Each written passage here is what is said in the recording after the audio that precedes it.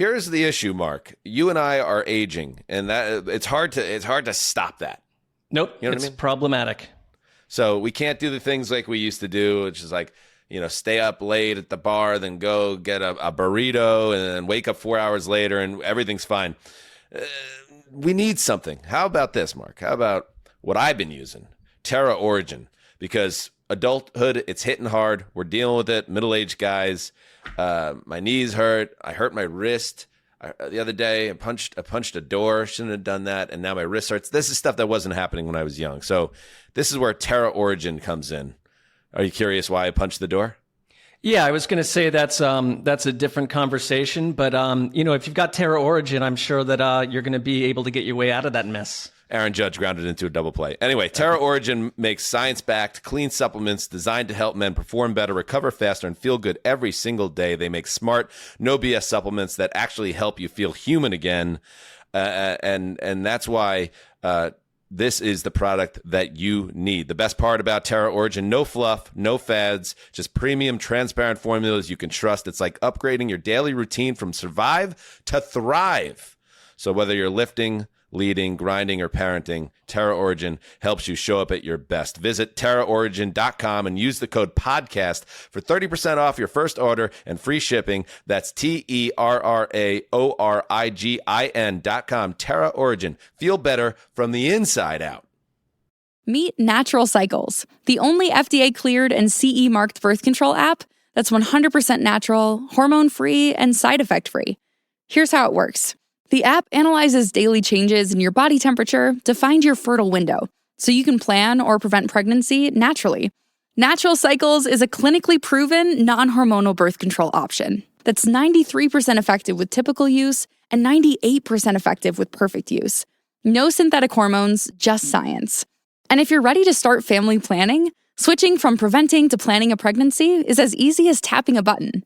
Plus, the Natural Cycles app makes tracking fertility easy. You can measure your temperature trends using an Oura Ring, Apple Watch, or our Bluetooth thermometer, which is free when you sign up for an annual subscription. Join over 4 million registered users who are taking control of their fertility naturally.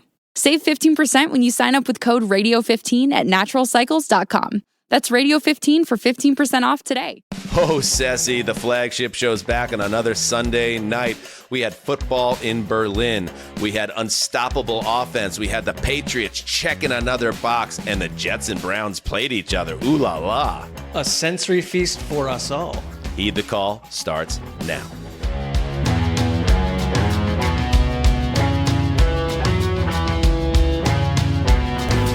Heyo, welcome to Heed the Call, an NFL podcast. The Week 10 Sunday flagship program recapping everything that happened in your league. Dan Hanzus here with Marc Sessler, Conor Orr, Justin Graver. Really solid Sunday. Let's start right there. Really solid Sunday, Mark. I thought especially in the early windows, things got a little squirrely in the back half of the afternoon, but man, there was some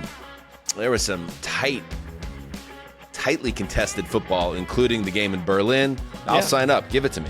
All you got, I'll take it. We needed it, and I think if you looked at the slate back on our preview show, I wouldn't have predicted it, but this whole thing is unpredictable beyond comprehension.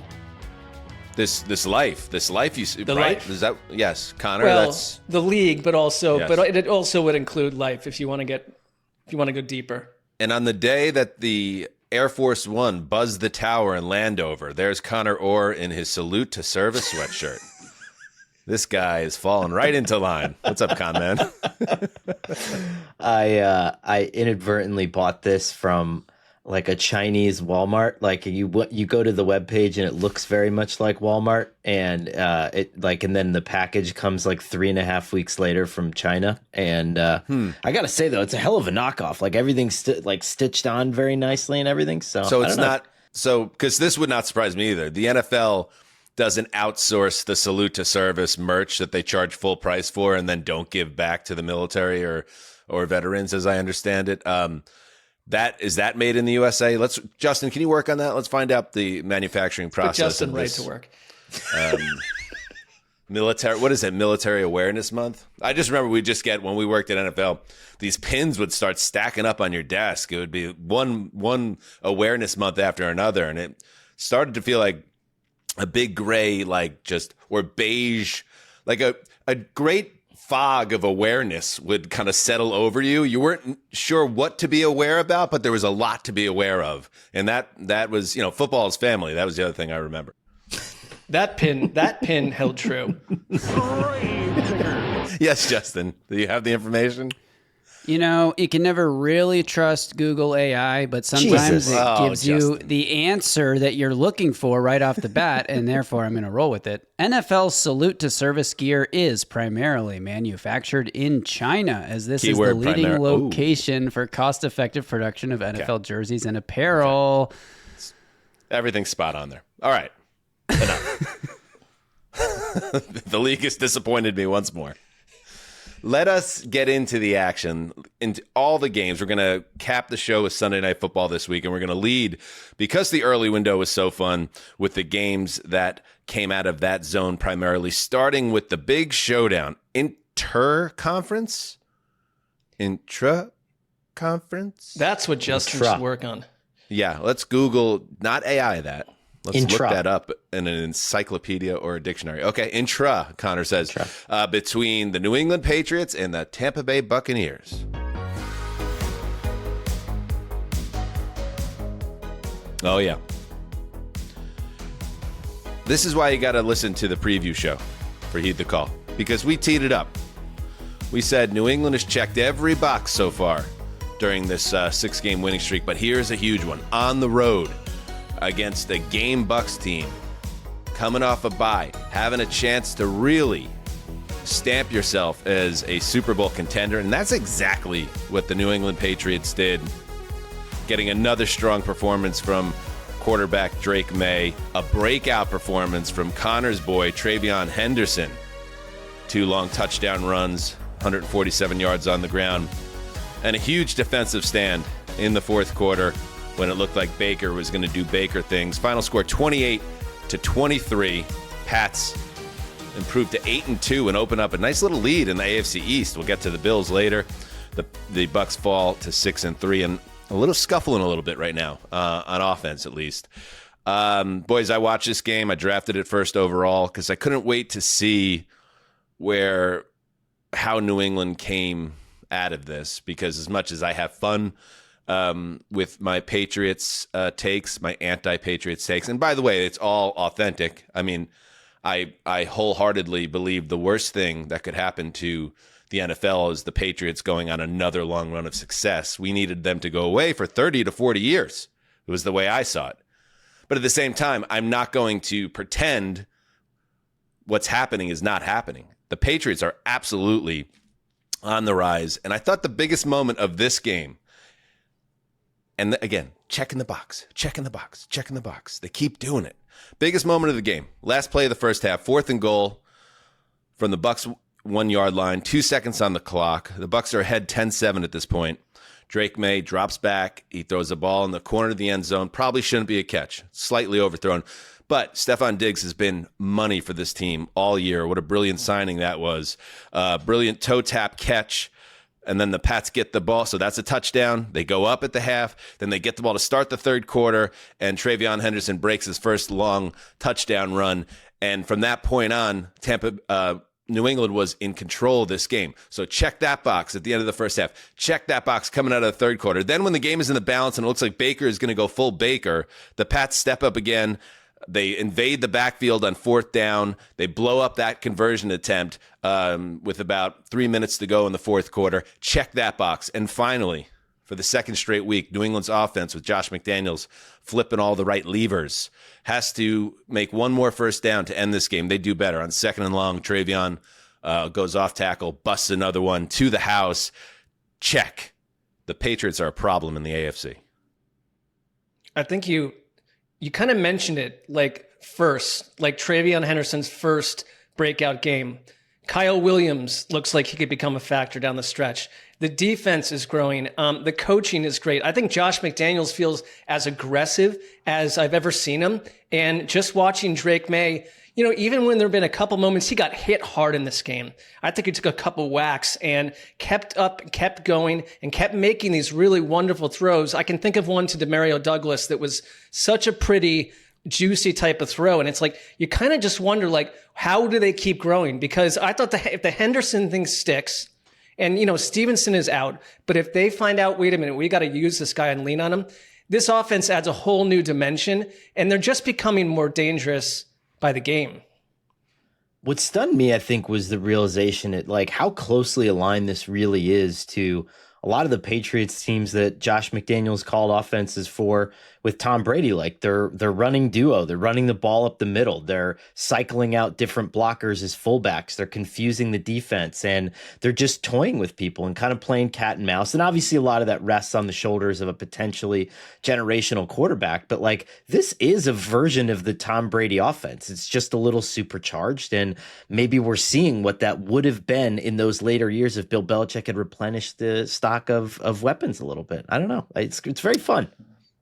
They're fun to watch, and Vrabel really has come in, and I have to, again, this is terrible. I mean, this is the worst thing that could ever happen. It makes me sick to the stomach knowing that the Patriots are good and potential really good, but you got to tip your cap. I mean, Bob Kraft f***ed up.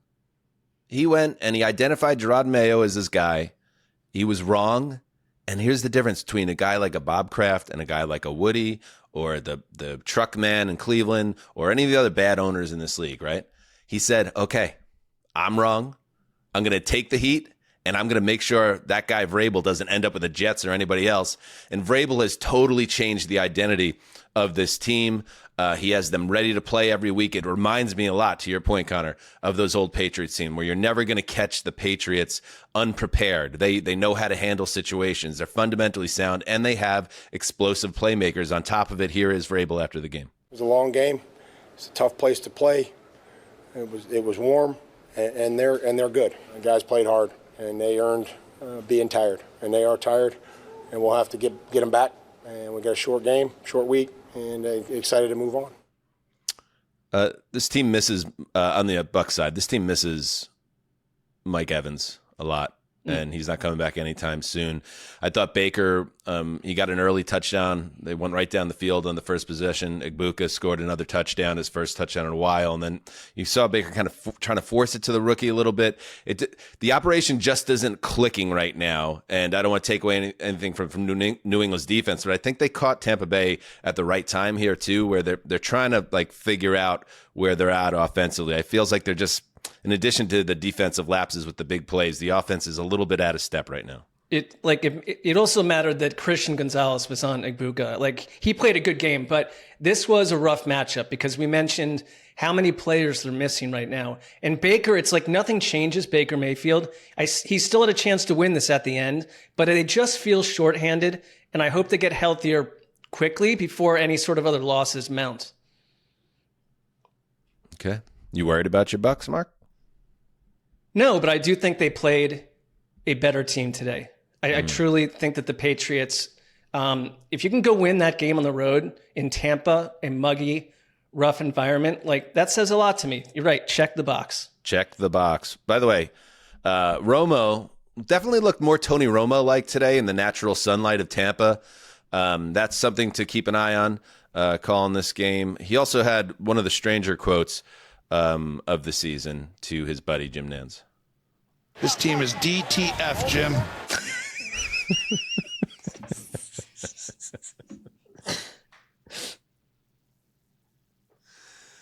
And I wish I could remember what he meant by that. I mean, like detailed. It was something like that. Right. But it was like, and then I'm thinking to myself, Jim Nantz, details, toughness, and they finish. What? Yeah, exactly. And I'm thinking to myself, like, as I'm trying to unpack that, I was like, did I hear what I just heard? And then I'm like, everybody knows what DTF means, right? Like, and if you don't, look it up. Urban Dictionary will help you out. And then I'm thinking, does Jim Nantz know what DTF means? Like the most milquetoast, like Masters ass sitting on the couch Memorial Day weekend watching the U.S. Open ass dad of all time? Like, probably not. So, but the people in the truck had to know. Yeah. That Tony Romo, in the middle of the biggest telecast of the week, just said that the Patriots were down to like, just wild. But you know what? Maybe inadvertently he was absolutely right, because this Patriots team is down to in a lot of different ways. All right. Many ways. With that said, I think I might have hit on the theme of the week already, accidentally there, but we're going to now clear the runway for Marc Sessler before we get into our next game. The Week 10 theme of the week. My theme of the week is, pretty simply put, kitty bites.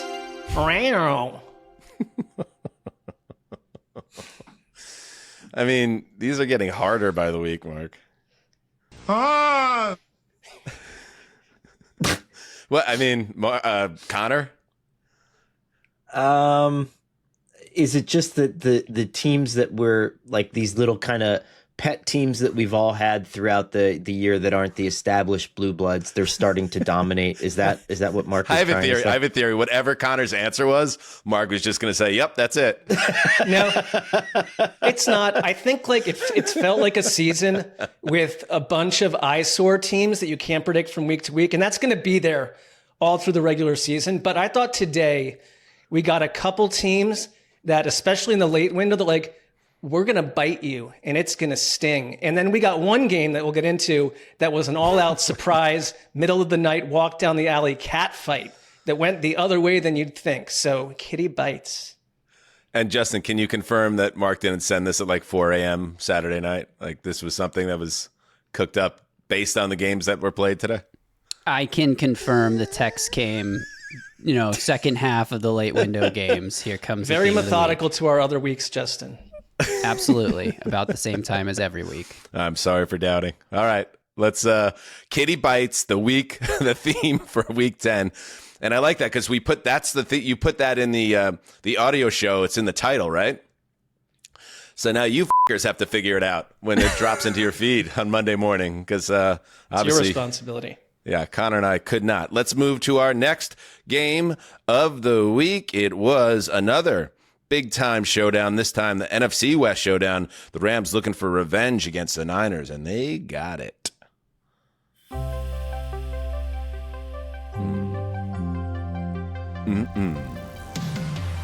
Matthew Stafford's definitely my MVP. Eat my butt if you disagree. Stafford's out of his mind right now, folks. Out of his mind. And I'll give you some of the stats over the bigger picture recently. But in this game, 24 of 36, 280 yards, 4 more touchdowns. He's doing that every week now. This Rams offense is a Ferrari. Blowing past Chrysler Town and Countries in the countryside. Rams 42, Niners 26. Connor, what a show. I mean, what a show by Sean McVay against his old buddy Shanahan. Just an absolute mollywhopping by this offense.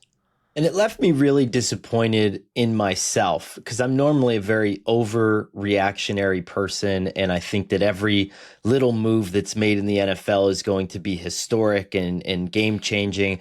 But the Rams drafted a tight end in the second round of this year's draft, pick 46, Terrence Ferguson, and I was just like, oh, who gives a shit? And it turns out that they're running 13 personnel, 3 tight end sets, 50% of the time.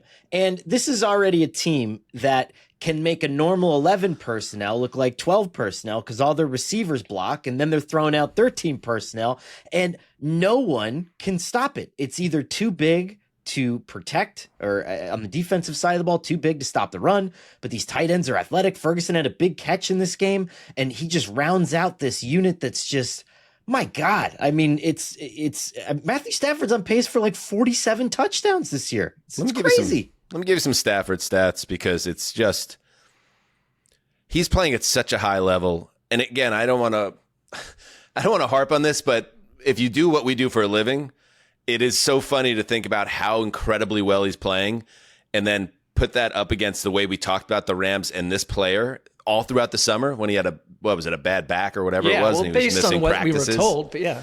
Yeah, because he is on a historic stretch right now. Let's see. He is the first quarterback since the merger to have 3 straight games with 4 or more touchdowns and 0 interceptions. He has 20 touchdowns and 0 interceptions in his past 6 games. He became the first quarterback in franchise history to throw 4+ touchdown passes in 3 straight regular season games. Also the 7th QB in NFL history to accomplish that feat. And Mark, as I'm watching this game, it reminded me so much of playing Madden. When you're going against somebody you know that's better than you and is just really a high-level player, and you in your mind, you're like, I have to score every time I have the ball and then hope for something to go wrong on the other side, a fumble, an INT, some type of special teams gaffe. Only in this game, the Rams didn't let up. They never blinked. Even thicker kicker was here, filling in a kicker. He goes 6 for 6 on extra points. It was close to a perfect performance in a lot of ways by LA. This is another Super Bowl contender. And I think to Conor's point, it speaks to the deep research that these two coaches put in to combat each other, because this looked more like what the Niners used to do to the Rams. Remember when the Rams were soft and they opened the game with a powerful 10-play drive touchdown, and they seal it because the game was in question, because the Niners also closed with 4 touchdowns. That got interesting until it didn't. They seal the game later with a 12-play 49-yard touchdown. These aren't huge yardage things, but to Conor's point, they went and found, because this was a day where on Twitter, it's like suddenly 7,000 people were talking about 13 personnel. It's like, okay, let's check out what's going on here. But when you go and look at what that looks like from like a sky view, it was like a chorus line of Burley Woodsman. It just looked impenetrable. And this is a wanting, kind of banged up Niners defense right now. It really is. And they met them at the right time, but they also had the right strategy. It blows my mind too, because it's almost like no NFL team got the memo. The Eagles came out last year and they showed that we built an entire team around the idea that defenses just aren't big enough and we don't care and we're going to mow people down. And the Rams saw that and they were like, okay, cool. We're going to kind of do the same thing, but in a way that leaves us a couple more options in the passing game. And our offensive line quite isn't dominant as that offensive line, so we'll make up for it in other places. But coming up with the same conclusion. And all these teams drafted big defensive tackles. All these teams tried to get bigger in the offseason, and it's just not working. And I don't know. The whole thing is just, it's incredible. It really is. Here's the Rams by possession in this game. Touchdown. Touchdown, touchdown. Then at the end of the first half, they go a little limp and they let Niners get back in the game. Punt, punt. Then they come out of the half. Touchdown, touchdown, touchdown. Kneel on it. End of the game. And yeah, the Niners for a while were keeping pace. They were going back and forth, and it was 21-0, and then the Niners get it to 21-14, and they just could not get a stop. They had no answers, and not only do you have Puka Nacua on this team and Devontae Adams, keep an eye on Adams, who had an oblique in this game. They said he would have been able to go back in the game if he had to, but that's an injury. I really like both of their running backs. I said this about it last week too. Blake Corum that guy can make plays too. And if he is your number 2 running back, that depth is something that teams obviously would kill to have. So you go 2 deep at running back. You have 2 superstar wide receivers. You have tight ends that are making plays. You have a defense that has playmakers at every level and dominant players up front. And you have a veteran quarterback playing Hall of Fame level quarterback, entered the 400 touchdown club in this game, playing at the highest level of his career. I mean, look out. This is a team. This is a team at 7-2 and atop the NFC West with the Seahawks. Anything else on this one, Connor? Oh, yes, that's something else. Zuzzer gets off the schneid and locked up the Rams. Okay, I'm very happy well I done. did. Well done. Go ahead, Connor. Just that I think that there is probably a worthwhile conversation to be had at this point. Brock Purdy could have played as the emergency quarterback. I think Kyle Shanahan said so. He's good enough to be there, not quite good enough to be the starter. But I think there are a lot of people wondering if Mac Jones should just hold on to the job. He did not play poorly today and has not. I thought he was really No, good. he was good. Yeah. I thought he had a great game. So I don't know. I think that's Do you think it's a something to keep Kyler an eye on. Murray situation a little bit? Could be coming into focus here. I don't know if I'm quite there yet, but I really want to see. I think Purdy does process a little bit faster, but there's a griminess to Mac Jones, and he probably gets some of the second chance scores that Purdy doesn't get. But man, I like watching him. I really do. He's 33 of 39 in this game. They didn't lose because of the quarterback. All right, let's take a break, and when we get back, exactly. He laughs last. We'll take a break. When we get back, we'll keep on rolling through week 10. All right, you know that feeling when you open your phone bill, yes, and think, how is this even possible? I've been there. That's why I finally switched to Mint Mobile, and now I'm wondering why I didn't do it a lot sooner. If you're still overpaying for wireless, it's time to say yes to saying no, Dan. Absolutely, Mark. At Mint Mobile, their favorite word is no. No contracts, no monthly bills, no overages, no hidden fees, no BS. I said yes to premium wireless for just $15 a month, and it's been awesome. Mint Mobile gives you high-speed data and unlimited talk and text on the nation's largest 5G network. You could bring your own phone, keep your number, and move over your contacts. It's quick, it's easy, it's painless. It's here's the thing. Like, I got my Mint Mobile wireless service in comparison to the old provider I had, and it was so much better. The savings are better. It's just like, what was I doing for the past number of years? And honestly, the service has been every bit as strong as my old provider, just without the bloated price tag. I'm saving real money every month, and I don't feel like I'm missing a thing. I've picked that up. I feel like you've been a better person, Mark, since your mobile plan changed. So it translates. Ready to say yes to saying no? Make the switch at mintmobile.com/heed the call. That's mintmobile.com/heed the call. Upfront payment of $45 required, equivalent to $15 a month. Limited time new customer offer for first 3 months only. Speeds may slow above 35 gigabytes on unlimited plan. Taxes and fees extra. See Mint Mobile for details. All right, we are back. Week 10 in the NFL. Let's head next to Minnesota, where 9 was looking to put together the first win streak of his career, but the Ravens, Ravens are heating up.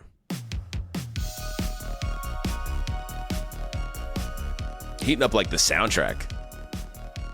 The soundtrack to me is like when I went to Newberry Comics in Boston when I was in college, and I got Kid A by Radiohead, and I listened to it the first time, and I'm like, can I get my money back? What? And I listened to it like the 5th time, and I'm like, well, maybe this was $19 okay spent. Then by the 30th time listening to it, I knew I was listening to one of the essential rock albums of its era. That's what I think about our soundtrack. It feels like a stretch, but I appreciate the parallel. How to disappear completely. The Minnesota Vikings offense knows. They were unable to get anything going, really, against the Ravens, who have now won 3 straight games. Lamar Jackson has this team pointed upward after a 27-19 win in Minnesota.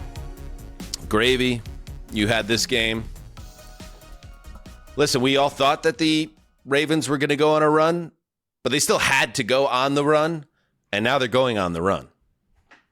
Yeah, and we can shut down all the talk, that the early season talk about the Ravens defense being unable to stop anybody. They look, they're getting healthier. Roquan Smith back. Kyle Hamilton was making plays all over the field, knocking down passes as a blitzer, intercepting balls on the back end, and really, making it difficult on the young quarterback, 9, to go out there and execute the way that he wanted to. The Ravens couldn't get the ball in the end zone to start this game. They kicked 4 straight field goals, and then they're able to break through twice in the second half and really blow the game open. And 27-19 was the final score, but this was like a 2-touchdown lead for most of the fourth quarter that didn't really feel surmountable for the Vikings. How did 9 look in this game? I think he was pretty up and down, fairly erratic. He's a young quarterback, and he made plays in this game. Don't get me wrong. He had a few really nice throws. His touchdown pass was a really nice pass, right in the bucket, just an absolute dime. Making a few plays outside of structure, escaping the rush. Only took 1 sack and was under pressure quite a bit in this game, so credit to him for that. And that sack, he sort of took before halftime in a situation that I thought was okay to take a sack there because it makes the clock run and the Ravens have to call timeout. But there were too many throws where he had an open receiver and it just airmailed it way over his head, or uncatchable ball placement, put the ball in harm's way a number of times. His second interception was not his fault. Justin Jefferson tangled his feet up with Marlon Humphrey down the field and fell down. And in the replay, Marlon Humphrey is just the only player down there catching he's the wide open player deep down the field. It's basically an arm punt. His first interception, though, was not a good read. He should have had a third interception, but Roquan Smith couldn't haul it in. So I would say not good enough. Even for a guy, I think it was this, we said maybe on the pregame show that this was his 5th start. I think this was only his 4th start. So even for a guy only in his 4th start, it just simply it wasn't good enough. All right, so I have to say this because I didn't have a chance to watch a game. So I'm only I'll get out of the way after sharing this.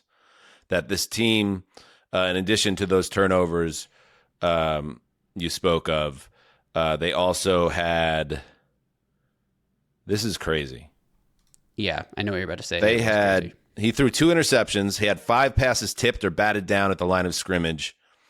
He targeted Justin Jefferson, I think 12 times. At one point, it was 12 targets and 4 receptions, so there wasn't any connection there. And then there was the absurd number of false starts and a home game, 8 false start penalties. And I guess the only thing those stats tell me is that there is no flow to this KOC offense right now with the young quarterback. What's amazing is that 9 took responsibility for all that like a true captain. Wow. Yeah. What a dog. So, just wanted to point everybody to the podium on that one. Took full responsibility. Let's go to the podium and check out what 9. And by the way, if you don't know, that is the nickname J.J. McCarthy has given himself. It's just all things about growing in this great game of football, and all experiences that I take that data and collect it and then use it for the next time. I mean, I wouldn't judge people that give themselves nicknames. I hope not. Or 5. I wouldn't do it. But if you're going to give yourself a nickname, if you're going to put it in lights, It's a Dan Hanzus shout out. If you're going to put it in lights, you better back it up. You may love me, you may hate me, but I am the old Zeuser. Are you 9? Let's see. But Are you 9? We would not have known on your 4th podcast 14 years ago that you were backing anything up, right? I mean, now we know. We've got to give him a little bit of time. All right, let's give him all the time we can. All the time. Meanwhile, the sands are slipping through the hourglass of the Viking season here. Well, maybe it is this season. Maybe that's happening this season. But the script for him shouldn't be 42 attempts where he's got 22 incompletions. That's not what you want to do with him right now. But even if this season melts away, how many teams do we look at and say it's about the growth of the young quarterback? For some reason, we're looking at him differently. Not that we're entirely doing that. Wait. We are, in part, we are because of the decision, and this isn't fair to him. You're right. In part because of the decision-making of the team. This was a 14-3 team last year that turned to an unproven quarterback. So that raises expectations. Not many teams are going to go 14-3, bring back a lot of veterans on the roster, and then say this is a developmental year. This was a weird, kind of funky season in general. And it was a weird situation too. Yeah, it's a little bit of a weird situation, which is not his fault. I just want to make that clear. I'm not bagging on the kid. I don't think the Vikings expected to be a 14-3 team last year either. I think they expected to start a little bit of at least a reload, if not a rebuild. But anyway, in his defense, he was the leading rusher in this game for Minnesota with 48 yards on the ground. The run game and it was efficient. Aaron Jones averaged 5.2 yards per carry. Jordan Mason averaged 6.3 yards per carry. They just didn't really go to it very much. You don't have to say in his defense, by the way. We know most things about J.J. McCarthy will be said in defense of him on this program. That's fair. He did have a QBR of 18.7, which, again, not good enough. And 8 false start penalties, that really puts you in a bad position as the quarterback of the offense, and one of them was actually called on him, which is hilarious. I know, Connor, you said he took the blame for all of them, but when it's 3rd and 4 and now it's 3rd and 9, or there was one play where literally he scrambled for 7 yards on a 3rd and long, and it would have been a first down if they hadn't false started immediately before that. So that kind of stuff working against you. All right. Anything else on this game from the winning side for the Ravens?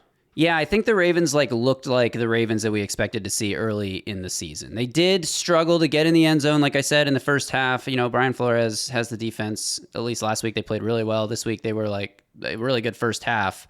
But overall, they could not close drives. They could not close drives. They could not. That's a real thing for them that they've got to improve on. In the second half, they did do it. And Derrick Henry, in the first half, the Ravens couldn't hardly run the ball. Minnesota was stuffing everything. In the second half, it was they had a whole drive that was almost entirely handoffs. And they found their groove a little bit, I think. I think the Ravens, as we've all said, are set up to really just go on a run here. Those 8 false start penalties were the most by a home team in the past 16 seasons in the NFL. And after the game, players and coaches for Minnesota kind of were talking about the possibility that the Baltimore defense was making calls designed to simulate quarterback J.J. McCarthy's cadence. Didn't we just have this type of situation? Yes. So it's a thing that's happening. There was an accusation in the Falcons game about clapping against New England. But if you go back and I watched the TV copy, I watched the all 22 copy, and I could not find a single person that was doing anything remotely close to clapping. So I think that one was kind of a blind accusation. And if that's the case on the other end, again, I say good. This is part of preparation. It's legal preparation. And so I don't want to hear it. By the way, I locked the Ravens. So bang. Let's go. You're hot, Connor. You're red hot, baby. Woo. You're hotter than that sweater off the back of a truck. A Chinese truck. It's very good. A Chinese laundry truck that also has a bunch of bootleg NFL merch. I mean, it looks good. Right. I was supporting 9 today, though. I was. This was for 9. So. 9. All right, let's head to Soldier Field, where the Bears once again pulled one out of their butts. And I'm not being facetious or critical of the Bears. That's a skill to find a way. To find a way, and they certainly did. They were getting stomped at home by the New York Giants of all teams, but there was no panic. Chicago scores the last 14 points of the game, wiping out a 20-10 deficit with 10:19 to play, winning 24-20, and they improved to 6-3, and currently they're in possession of the last playoff spot in the NFC. As I believe the Giants fall to 2-8. And 0-6. We'll get to the Giants side of it because what's happening with the Giants this season, you've seen it before. Sometimes the coach has got to go. The coach has got to go. But let's sit on that for a second. I got to give it up to the Bears here because it was cool looking vibes in this game, blustery conditions. The snowflakes in the air for the first time. The Giants in the throwback uniform. Chicago obviously has their classic get-ups that they've had forever. And, going at it. But the Giants are just outplaying the Bears. And Jackson Dart goes out of this game in the fourth quarter with a concussion. We'll get to that later. And the Bears, coincidentally or not, begin their comeback right at that time. And I thought in a game where Caleb Williams, he could be frustrating to watch with his missed throws and his issues with accuracy and footwork and all that, but there is something to him. He has that franchise quarterback kind of je ne sais quoi, where he can rise to the moment and make big plays and feed off momentum. And he certainly did that on the last 2 touchdown drives, including the go-ahead scramble in the final minutes. And he overcame a day that his offense let him down. The Bears had so many drops in this game. The Zacchaeus, for instance, he had a terrible game, and he still was able to will this team back in a big comeback win. After the game, Williams once again had a message for those who doubt the Chicago Bears. Yeah, we know who we are. We know we're real. We know that some of the issues we had today were just may have been a drop here, may have been a drop there in certain moments, and it's those are frustrating moments, but it's something that those moments happen, and so you don't waver, you don't lose the confidence, you stay right where you are. You understand that those moments are going to happen. You keep trying to lead your guys, and then from there when it hits, you just keep harping on that. Here we go. This is a team, Mark, that expects to win close games now, and there's been continual progress in this Ben Johnson season, and this is another example of that. Yeah, Ben Johnson said to the team after basically I don't even know what to tell you at this point in the locker room because we're doing this every week. And I mean, I think generally, from a human angle, it does build confidence in a team with a new coach, a young quarterback, for Caleb Williams to run the ball the way he did, to be the hero of the game. Like, you just kind of start to believe you can do it. And the thing is, they can do it. And I think that whenever I think back to when Kyle Shanahan went to Atlanta. Year one, it took, like, the offense was not the full Kyle Shanahan offense. Year two, everything bloomed and you've got an MVP quarterback. And I wonder with Chicago, like, we're getting deeper into the season, but I don't even know if we're seeing 2/3 of what Ben Johnson has planned for this team as these players grow. There's a lot of young guys on this team, and just to see what they've done with the ground game, not just from the quarterback, from the running back position as well. It's like they're getting more and more complete. And I now believe when I watch them in close games that they can come back. I did it a month ago. There's that episode. Well, you see it all the time on Instagram. The clip from the Dr. Phil show where they're trying to tell that kid to sit down and he's just moonwalking back and forth across the stage. And that's what watching Caleb Williams feels like to me, where, Ben Johnson in his head is like, okay, 3 steps, plant your foot, and the guy who I'm designing the play is open. And Caleb Williams is like, woo, now I'm going to run over here, and then I'm going to come back over this way, and then I'm going to go all the way halfway around the field. And it's like Josh Allen-y, it's like Patrick Mahomes-y, but it's kind of also unnecessary, and that's what I love about the whole thing. It's just so fun to watch. Yeah, and he's not like the Jaden Daniels or Lamar Jackson, where he's the smoothest looking athlete. He gets it done. He evades pressure. He finds a way, but he doesn't do it in the most graceful manner. But he finds a way. Per PFF's charting, this via Kevin Fishbane, the Bears' 6 drops were the most by one team in any game this season. On the Giants side, the Dart thing is a real concern. We've been talking about this since he first showed up. He's been fun. He's been electrifying. He's been everything the Giants could have hoped he could be, except for he doesn't protect himself. And he's only made 6 regular season starts. It feels like longer, but that's it. He's made 6 starts. He's already been evaluated for concussions in 3 games. He was evaluated for another one in the preseason, so that's 4 so far as a rookie. This is the first time he hasn't cleared protocol, so he officially was diagnosed with a concussion. And that aggressive play, Connor, which has been what has made him so immediately beloved in part with Giants fans, is the thing that he's going to have to learn to temper if he wants to hang around in this league, because you can't mess around with head stuff. It's true, and it's sadly it was. I mean, it's a hallmark of the Brian Daboll offense with a mobile quarterback. You look at Josh Allen's statistics when he had Brian Daboll as a coordinator.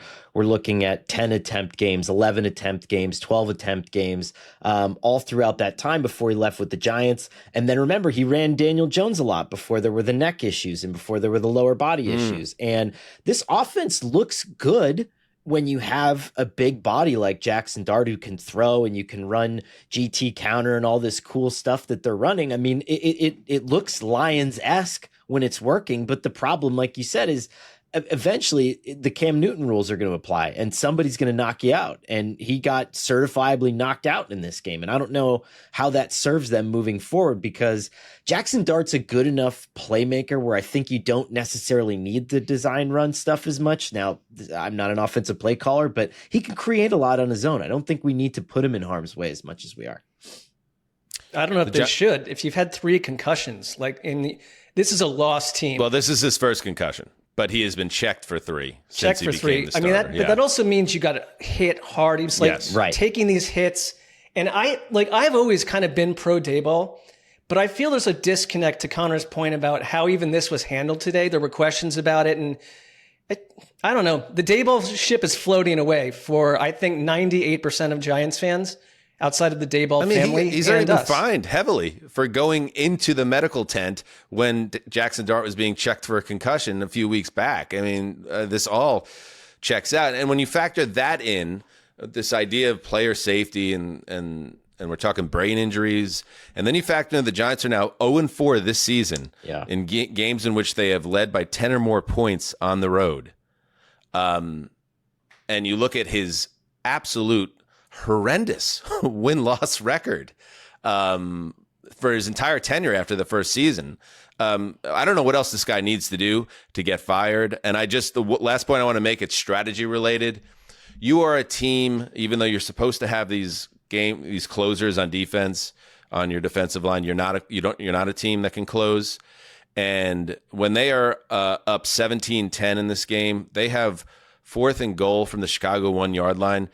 They send up Younghoe Koo, who hits a 19-yard field goal. There's a reason you don't see 19-yard field goals anymore, because nobody does them. They're out of vogue. Everyone realizes it's not the 3 points that you get, what you lose in field position. Even if you don't convert, it's not worth it. Like, just go for it. And worst case scenario, the team is backed up against their own uprights. He kicks the field goal to go up 10. It's a very 1993 Ray Hanley way of thinking. But here's the problem. You can't get off the field on defense. So when they score touchdowns on the next 2 drives, you lose instead of a potential tie. And one last note on that. He kicks the 19-yard field goal, Connor. And then a flag on the play. And the Chicago Bears, I think, had too many men on the field. So they would have moved it to the half-yard line. They're begging. Right. And Russell Wilson's on the field. This is the first possession with Wilson. They were running the football really well on that drive to get to the 1-yard line. Like, Dable has no feel for the game. He has no feel for his team, and he's got to go. It's weird, too, because remember all the way back, I think his first game as Giants head coach was against the Titans. And remember, he went for it to win. And it was like Saquon Barkley dead to rights in the backfield, got hit 5 yards behind the line of scrimmage and went and made it in. I mean, if anything, you have to have that belief that even on the dumbest of decisions, you're going to have some of those plays that'll get you the touchdown. But man, I mean, you made the point earlier about Vrabel, and I think what this is with Dable is John Mara having 3 straight post-Coughlin coaches that only lasted 2 or fewer years, and there was just something about this. Dable won the Coach of the Year award. He wanted to hold on to it for as long as humanly possible. I don't know if this is a kind of a death knell game for me. I mean, this is tough. Very good timing. Yeah, very good timing for our upcoming end-around show on Wednesday with the great James Palmer. We're going to check in on the hottest butts in the NFL head coaching ranks, and there are a few hotter than Dable, who has incredibly hot cheeks at this moment. And not in the good way. Not in the Marc Sessler's buns are hot way. Well, I'm not sure that's accurate. Molly, you in danger, girl. Big comeback, and in the AFC South to Houston. Like this one. Boom, boom, boom, boom, boom, boom, boom, boom. The Houston Texans, man. Just when you're ready to count them out, they're like a body that was laying in the hospital bed and let's unplug it. And then it sneezes. The Texans sneezed on Sunday, down 19 entering the 4th quarter of their matchup against the Jaguars. And they kept on coming back, rolling off 26 unanswered points in the final quarter, ending with a walk-off fumble recovery for a touchdown. And Davis Mills, filling in for C.J. Stroud, had the huge go-ahead touchdown run in the 4th quarter. Final score, Texans 36, Fugazi Jaguars 29. Connor, this is the AFC South at its drunkest. And everything is just serving to help the Colts. These two teams are just broom fighting each other for second place. And meanwhile, Indianapolis is just going to walk away with this thing.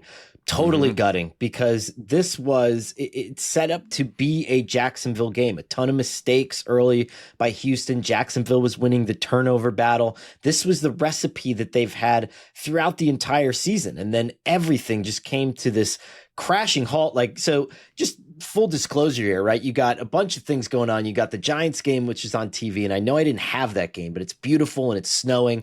And then all of a sudden, my other game is Dolphins and Bills, and we'll get to that. And so you see that the Jaguars are just kicking the shit out of the Texans. And you're like, okay, I'm just going to kind of put this in 3rd place for a hot second while I digest the snow, because it's very beautiful and I love the holidays. And then you're kind of peeping on what's going on with the Bills. And then you turn back around and you're like, what the just happened here? And so the rewatch of this was even more stunning to me. I mean, this offense completely came to a halt. Bad job. Big Nico Collins breakout game, though. I think that was a major difference, especially in the second half. I think we all had that same experience where it's you're only able to watch so much of it at once. And it's 26-0. It's I'm checking you out of I'm moving you to the side at this point. Yes. And then suddenly we are watching a complete deconstruction of the Jaguars. Like it's like the kind of like, do they come back from this game? I'm not trying to like oversell it. Like all these teams are different from week to week, but the way that this went down, and the fact that it came against Davis Mills, who played really well, I thought, in this game down the stretch, and they kept firing up 2-point conversions. Like it was a complete and utter collapse that Jaguars fans will remember for a very long time for the wrong reasons. One of my favorite old newsroom memories when we would all be assigned to different games on Sunday. And back then, the podcast was kind of the secondary job, at least in the eyes of the executives that couldn't see the bigger picture. They would have us just hammering out copy on these games. And if Sessler was assigned to a game that he could put on the shelf, let's say a game like this is an example, and then he had to take it off the shelf and he had to rearrange his write-up and had to start. There would be, and anybody that's worked in sports journalism knows the idea of having your story get blown up and having to rework it. But when it happened to Sessler, that's when you would see, when we talk about Dark Sessler, when you talk about the quiet storm, you would peek over into his cubicle on one of those days and you could see like the volcano raging within the mind. And I'm just glad that we're not quite there anymore, Mark. You got to the other side, my friend. Right. And the most glaring, agitating example of this was covering the Patriots side of things in the 28-3 story against the Falcons. And I had my story wrapped by halftime and just taking line and graph and line. And I bet you were happy with it too. You're like, this is really good. This is a great Falcons It was like piece. just filling quote here, go to locker room, filling quote. Then it's like everything just went away. So how about Danielle Hunter in this game? We're going to get to Will McDonald of the Jets, who had 4 sacks today, and I thought he was going to have Defensive Player of the Week wrapped up. Danielle Hunter, this is via PFF, 4 sacks, but 8 pressures, 6 run stuffs. So Jacksonville's offense kind of ground to a halt in part or mainly because Hunter took the game over, Connor. He did, and D'Amico Ryans is so good. I mean, I would put him up there with Todd Bowles and Mike McDonald in terms of just where you're bringing pressure, when you're bringing pressure. And really over the last few weeks, I thought defensive coordinators just in general have gotten really, really good at recognizing which running backs don't want to block anymore and which ones that I'm just going to come in and I'm going to jam like one of the A or the B gap and I'm going to make you protect that over and over again. A lot of stunts, challenging ETN in that regard. And I thought it panned out really well for the Texans. Hey, Gravy, I know you, speaking of hot butts, you were pushing this D'Amico Ryans could get fired narrative. It's not going to happen. Right. But you did have something locked in on Thursday that came to fruition. Well, what's the podcast policy on like patting yourself on the back? Because I'd like to remain as humble. much as possible. Okay, cool. As much as possible. You don't because seem to we have take a lot of L's. Justin. So when you get a W, take it. Humility out the window. I remember I said the one thing Davis Mills did well last week was get the ball to Nico Collins, which CJ Stroud had not been doing. Don't recall. And then, I don't recall it. Big Nico Collins game. Also, Connor, can we just let's just put a bow on the quad box violation? How do you feel after this insane fourth quarter? Oh, okay. All right. Wow. I'm just curious if you... Wait, does this call for a Sunday quad box hit? If we're going to go into a little quad box corner here, a little quad box post game, hit it. Sure. RS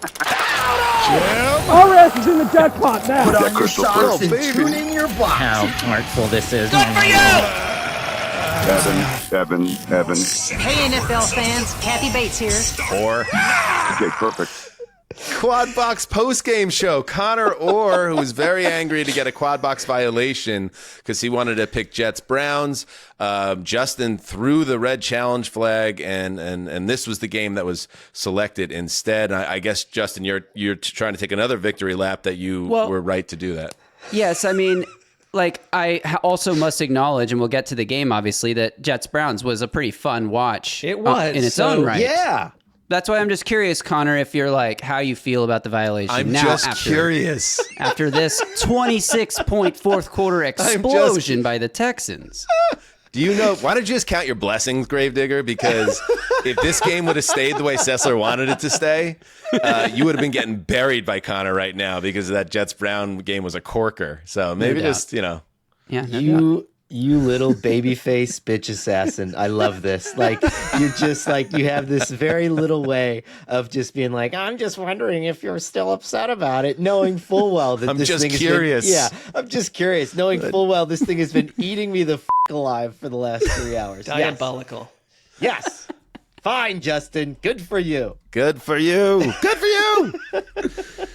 All right, let's head to the nation's capital. Not exactly, but close enough. Let's go to Virginia.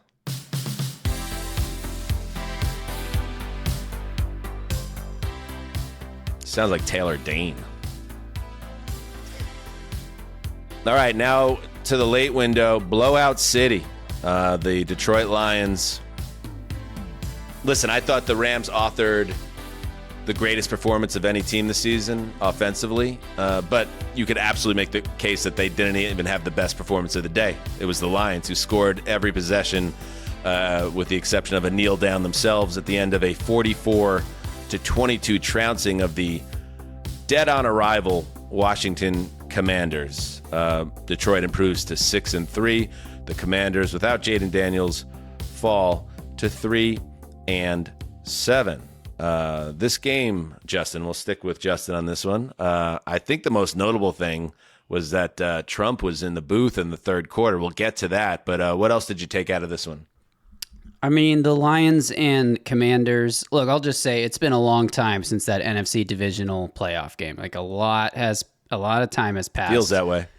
And this is just two teams on two different levels of skill in this league right now. The Commanders, without their starting quarterback, they're just outclassed. And it's like there's not much. They're so banged up on defense, in addition to not having Daniels. Terry McLaurin's still not playing.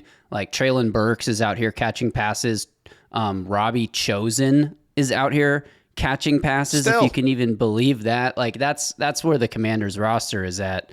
The Lions looked amazing, and I think they might have scored on every single possession, except for the last one. Yeah, until the very end. Except for the kneel down. Which is obviously just shows how dominant they were in this game. And something very interesting to keep an eye on. This has not been reported. I should have looked this up. I'm not sure if Dan Campbell talked about this after the game, but it looked like Dan Campbell was calling plays for the offense. This was a lot of people pointing this out on Twitter, and eventually Kenny Albert and Jonathan Vilma in the booth caught on to it as well, that Campbell was holding the play sheet all game, clearly talking into the headset before offensive plays. After John Morton's offense failed to score, over 25 points, I think, like 3 weeks in a row, and then the Lions had that many points by halftime with what looked like potentially Dan Campbell taking on play calling duties. So that's interesting. He didn't say it at halftime, Justin, but afterwards, I think he said something to the effect of, we're just trying something a little different. Goff basically soft confirmed the fact that Campbell had been calling the plays. This is awesome. It's so awesome because you're doing two different things. First of all, you're pacifying your best players. This was a Jameson Williams issue a lot. I mean, Johnny Morton apologized to him and said that he wasn't utilizing him, had his most targets and most yards. I think Jahmyr Gibbs had his second best yards per scrimmage game. These were the guys that needed to get going, and Morton had Jahmyr Gibbs stuck in pass protection last week against the Vikings, and that was kind of the final straw. And he's not just passing this off to like the QB coach. He's like, no, it, I'm going to do it. If something's going to change, I'm going to do it. And I think this has such good long-term ramifications. It's almost like what everybody's hoping that the Eagles would do, and they're not doing, right? Is just like pacify your stars, have those big games if you can. And Dan Campbell, I mean, he got everybody that wanted the ball. It was incredible. Right. The box score looks like the Lions on crack, like in all the right ways. Like everyone that you wanted to. The good crack. The good crack, the high quality crack. And the visuals of Dan Campbell, he was like face deep in the play sheet. He just seemed to be more engaged on that front. And the Pellraiser had a tweet talking about that the same thing about the play calling thing, and that there has been talk of a reported disconnect between John Morton and Dan Campbell. None of this is totally official, but it's been hinted at by so many people at this point that it's like, that's fine. That's fine. That's probably what happened, and it's working. So whatever's going to make the Lions, this version of them, yes, we'll take it. You know what's amazing, too? Has anybody been watching the Lions this season? And I know last week things didn't go well, being like, man, this offense isn't very good. Like, they slumped a little. Yeah, it's rich people problems though, but to Conor's point, like, I totally agree. Like, this is a team that's aggressively IDing internally what they can do to be better, and the head coach is the head of the ship, and he's taken a hands-on approach. Like Jahmyr Gibbs, 15 carries, 142 yards, 2 touchdowns. I think, like, yeah, it's the totally simplified version is let your best players get the ball in the hands of your best players. And that's what, again, watching Jameson Williams in this game, and he scores another touchdown. Jameson Williams is one of the best players on the Detroit Lions. So if you're not keeping him involved in the offense, you're doing it wrong. So good job by Detroit, and probably a tough one for John Morton, I would imagine, when he gets in his car after the plane lands in Detroit. He's like, it's gonna be a little bit of a bittersweet ride home and chat with the wife about where things are career-wise. But as long as the Lions keep winning, he should be safe, at least in terms of getting his paychecks. And Gibbs had a receiving touchdown as well, in addition to everything you said. And Goff only had 8 incompletions. And one of the things that we had highlighted in the offseason was the mind meld that appeared to be happening between Ben Johnson and Jared Goff, obviously before Johnson left. And I don't know if that was happening with John Morton, but Dan Campbell and Goff, Campbell's gone to bat for Goff how many times publicly? Like, he's his guy, and they clearly have that close relationship where they can be on the same page. Mm-hmm. The only other thing I'll say, because I had an eye on this game, which is Washington is not competitive right now. Like, the first Gibbs touchdown was, as Justin said, on like a little kind of slant type thing where he drifted out of the backfield and then just darted across the middle. They have a linebacker covering the fastest man in the NFL, fastest running back alive. It was like, what happened to this team? What happened to the Washington Commanders? Do you guys want to talk real quick a little bit about the third quarter? We have Kenny Albert in the booth. We have Jonathan Vilma in the booth. And I would imagine if Fox knew... Jesus Christ! I know this now. This is a guarantee. If Fox knew that Trump was going to speak to their announcers in the third quarter for like 8 minutes or whatever it was, they probably are sending Brady or their top team there and really like being set up for the moment. Instead, it's Albert and Vilma, which just cracked me up.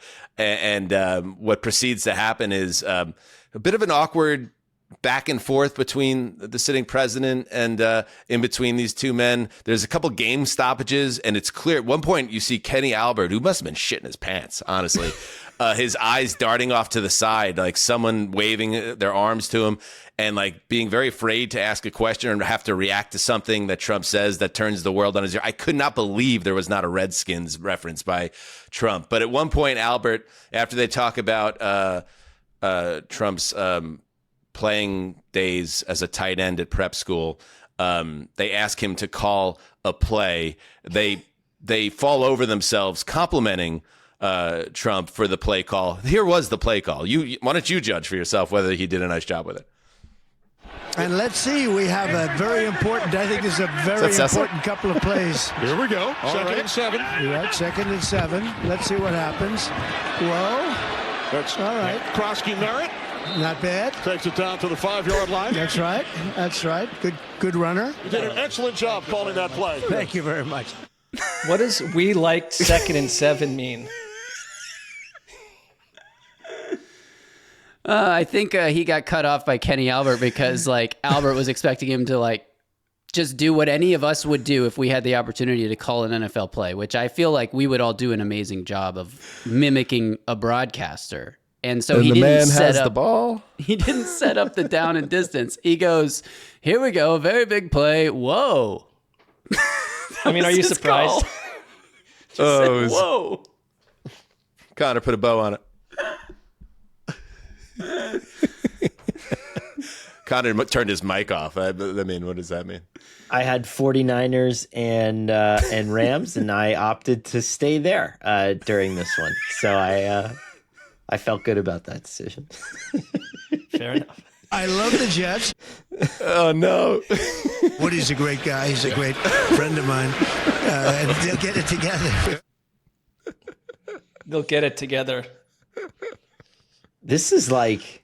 do you remember, I'm not going to do this thing because it's tiresome, but I always liked it when Andy Katz did like the bracket with Obama. Remember that, like the March Madness bracket? Yeah. And then everyone was like, I can't believe that they're doing that. And Trump is just calling plays for a Commanders game like during week 8 of a government shutdown. And we're just like, we're like, oh, cool. In contrast awesome. to that, that's fair. I think this is the first time a sitting president has been at an NFL game in like 30 or 40 years, something like that. A regular season game since regular like season game, the 70s or something like that. Nothing else going on. All right, let's take a break, and when we get back, we'll continue to roll through Week 10. I love the Jets. You know what the holidays mean in my house. Well, you don't live in my house, but you can understand. It's chaos. There's shopping, hosting, gifting, and about 1,000 little things in between. But I've learned to make it easier on myself at Bob's Discount Furniture. I love gifting, and honestly, why not go big this year? Forget about another candle. Right. Get a power reclining sofa for just $9.99, which honestly, that's insane. That's a great deal. They've got those sploosh chairs for kids. I know Sessler has one on his mind for himself. I also, I'm a Bob's guy. I got 2 outdoor rocking chairs and also got this storage bed for the bedroom. We have space issues at our house, Mark, and having the storage bed, I can put a bunch of stuff under the bed and forget about it forever, which is my goal. No, it's ideal for your type of household situation.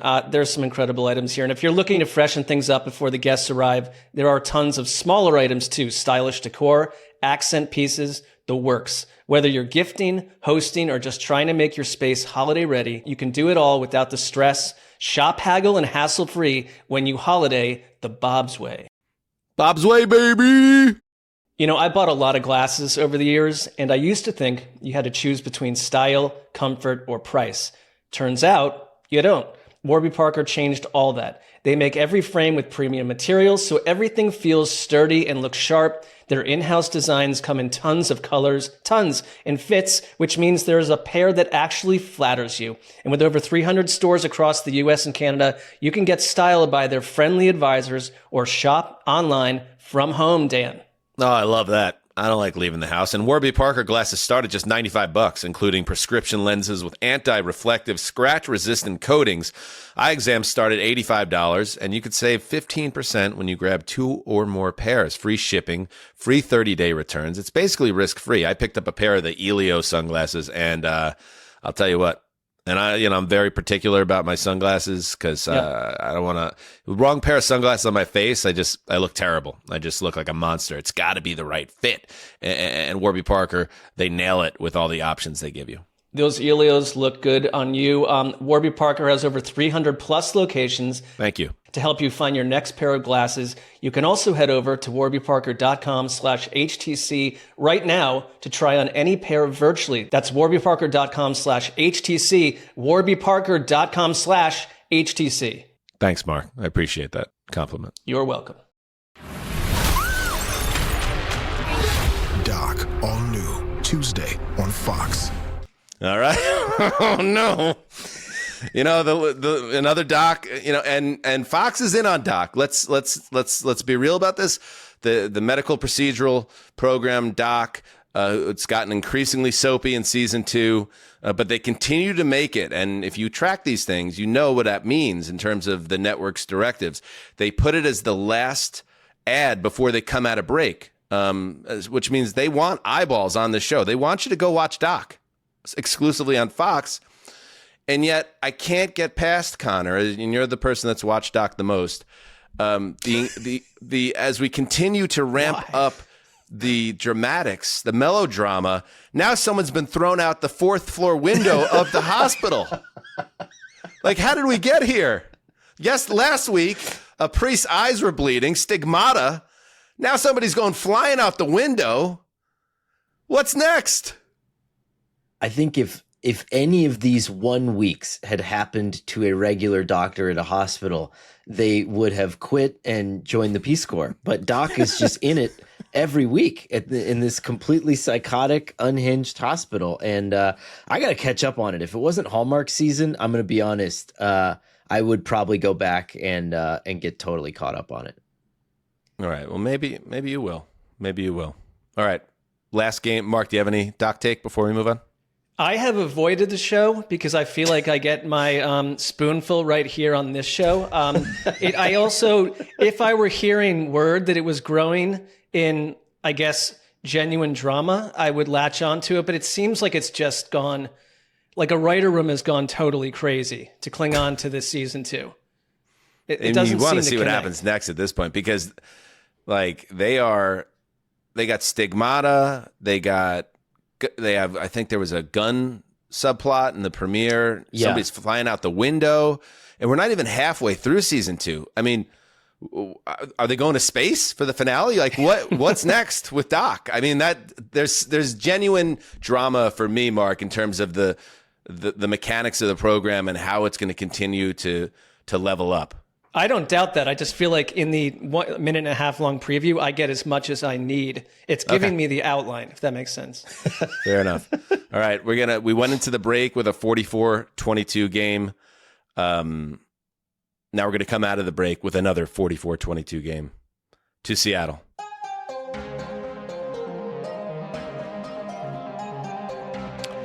The Seahawks are doing that thing that we ask for. When you got a dead-ass team coming into your building and you're a contender, you put them to sleep. You put the $1 million dream on them. And just to be safe, to continue my 80s wrestling analogy, you hit them with the DDT. That's what they did. That's what the Seahawks did to the Cardinals. Scoring the game's first 35 points in the first half and then just kind of coasting from there. Winning 44-22, the good cheer around the Cardinals after their upset win in Week 9. A distant memory, and the Seahawks, yes, remain at pace with the Los Angeles Rams, 7-2 in the NFC West. Sessdog, this team, I mean, DeMarcus Lawrence had 2 fumble returns for touchdowns in the first half of this game. It was too easy. It's a good place to start because both of those touchdowns included the same player, Tyrese Knight, strip sacking Jacoby Brissett. Wow. So it's like, crazy. How often are there 2 defensive setups with the 2 same guys that trigger the score for the same team, separating themselves from the Cardinals? It's the kind of thing where Jackson Smith and Jigba had such a dominant first half that for a minute, they thought he was injured. He kind of came in and out, and they didn't need to use him. And Darnold starts 7 of 7 after opening 17 of 7 last week. And the Seahawks had 28 points at one point when the Cardinals had 11 plays. It was as dominant a first half that I can really recall. And then the second half just becomes a soup, where, of course, the Cardinals are going to get some garbage time touchdowns. I just see a Seahawks team that, like, again, I'm looking around, I'm like, they can win games in a lot of different ways. They've got stars on this team. Zach Charbonnet had a big game tonight. It is just an interesting thing to watch with the Seahawks because under Mike Macdonald, they have grown so fast in 2 seasons. And their show of force today against a Cardinals team, and look, I get it, no one's high on the Cardinals, but if they had done anything this season, they had played very close games. It was 5 straight losses, with 14 points between all of them in the deficit. And the wheels fell off today. But I don't think it was as much about Arizona as it was Seattle. It was pretty amazing to watch. The late window was crazy, and this was all part of it. Yeah, they had 3 turnovers in this game when the game was already decided. 2 of those turnovers set up kind of short gimme touchdowns for the Cardinals.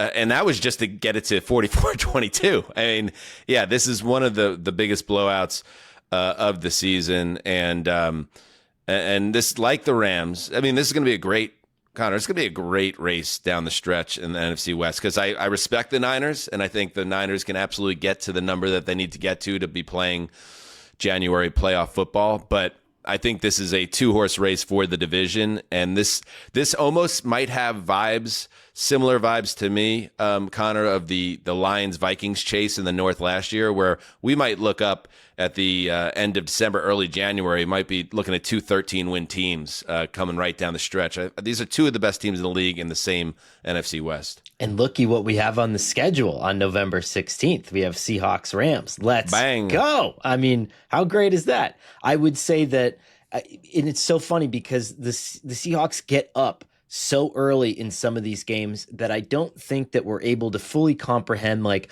what is their emergency strategy where it's, you're down 7-3 at the start of the third quarter and you need to establish the run. How are you doing that? And I think that Charbonnet had a good game and had the 86 yards, I think it was, but can you do that from scratch when you're not playing ahead of the sticks all the time? Can you generate that run game from nothing? Whereas I know that the Rams can do that. And I think that might be my one little nitpicky complaint about the Seahawks, but it's like, it's so unfounded because they can score in other ways. But I mean, November and December and January are all about like diversifying a little bit. So I don't know. I can't wait for this. That's going to be the first overall pick. Absolutely. Like the one thing I'd say, it's been a couple games here where in Darnold, A+, like playing, he fits so well in this Clint Kubiak offense, but there have been a rash of turnovers when there shouldn't be in late in some of these games. And today wasn't an example of that. It was the game went to junk and like things just happened, but just something to watch. And the other little note, Rashid Shaheed, who there were notes saying like he's going to play a big role right away in this offense.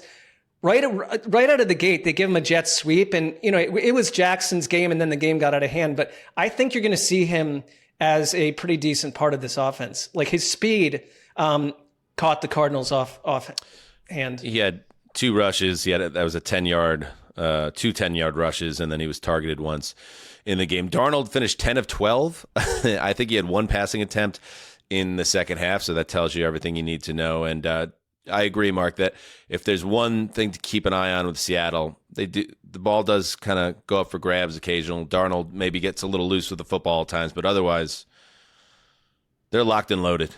And shout out just straight up for all my boys and girls out there that got Trey McBride on our fantasy teams. He's there for us. Like things might not be looking great for the Arizona Cardinals, but Trey McBride, I think he set an NFL record for the most games in a row as a tight end with 5+ receptions, 9 for 127 and a touch. It's either him or the guy in Vegas when you're talking about the best tight end in the league, I think. And Tyler Warren, you could have a case for him as well. But yes. Great catch today. Top dog at tight end. All right, let's keep moving. Up next, let's head to Berlin. How about that? Are we not playing the German national anthem just because out of safety? We had a little issue last year, as I recall. Yeah, I was going to hit Wrong era of the national anthem of Germany on the show last year that didn't sit well with a segment, Mark, of our audience. And as our names are on the show, we're taking a safer path in 25. We are. I think that's wise. I was going to play it during the preview for this game, but we had Baldy on, so it just felt like a weird vibe. And here, I'm going for like German rave, I was going to say this feels very Berlin. Yes. Yeah. A little soft rave, but sure. A lot of leather. Mark's like, these aren't the raves that my raves go harder than these raves. I just think when you go and explore like German rave music, it sometimes can be a little bit more fierce than this. This is like what is the state of the Hollywood rave warehouse scene in 2025, Mark? I would not know. I genuinely would not know.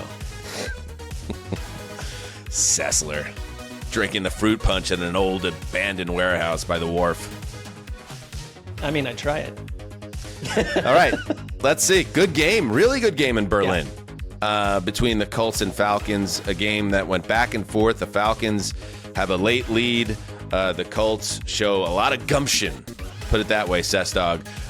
Third and forever, down 3 points. Daniel Jones gets a long scramble and then a fourth down conversion. 2 Tyler Warren, setting up the tying field goal, and then Jonathan Taylor did the rest. Has a career game, 244 yards on the ground, 3 touchdowns, including the walk-off in OT. Final score 31-25 over the Falcons, who just can't ever quite figure it out.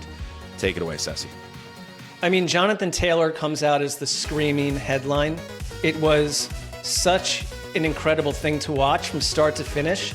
But down the stretch, he was a blazing wonder. And he scored 49.6 PPR points today. He has 891 rushing yards after contact this season, 315 more than any other player, and it looks like it. He is just absolute dominance. And it's not that he saves them because there's so many parts around him, but this was a Colts offense that had to overcome a number of issues today. It doesn't sound like it at the end, but penalties were a huge problem. They had 2 drives in the red zone, end on downs. They didn't convert a third down until the fourth quarter.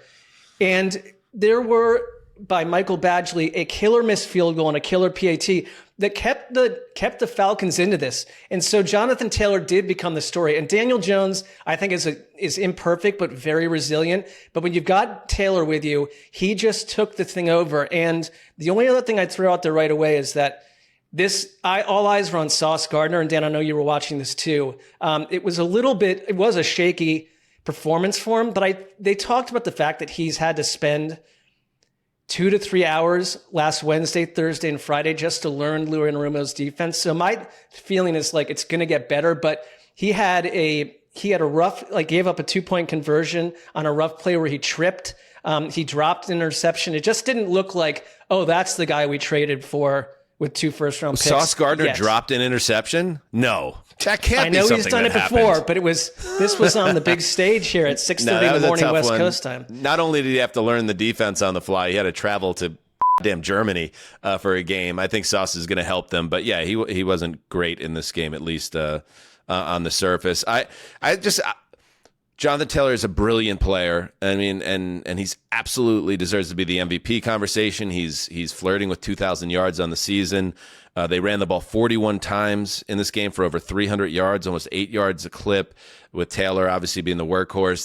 That long touchdown run, 83 yards, where he runs into the line, bounces out, and then has the acceleration to get around the edge and just outrun everyone. That's like very few guys can do what Jonathan Taylor does. I'll say it, Connor. Daniel Jones still spooks me. He had 3 more fumbles in this game. He had an interception and 3 fumbles. He lost one of the fumbles. And now when you factor in that with the 5 turnover game last week, some bad habits are creeping back into his game. I'll just say that because we're talking about a Colts team that's 8-2, so it's going to be positive. But when you're 8-2, expectations have gone from the floor to the ceiling in Indianapolis. And when the quarterback doesn't take care of the ball, that gets me nervous. And really what you're seeing is a continuation of the same kind of pressures and the same kind of stunts that the Steelers put on tape the week before. And so Steelers had a big game from one of their off-ball linebackers on the pressure front last week. Now Caden Ellis comes in and was playing off like David Onyemata a couple times and getting into the backfield, just getting in Daniel Jones's face. And then it's weird. It's almost like it's toddler-esque. Once a couple of those things happen, he just makes these like frustration throws where he just pushes the ball down the field for no reason. And it's either way short or way long, and it's always in harm's way. This was a hallmark of his time back at the Giants, and it's very strange to see that part of his personality creeping back out again when everything is better now for him. The weapons, the play callers, the offensive line. And so I think teams are just feeling, they're peeing in his cornflakes a little. He doesn't like that. And so let me just say this, Mark. We were just a little critical. We got after Daniel Jones a little bit, but I'll say that the Falcons have a chance to close this game out. It's 3rd and 21 in the final minutes of regulation, and they're down 3 points. And Jones takes the snap, and there's nobody open.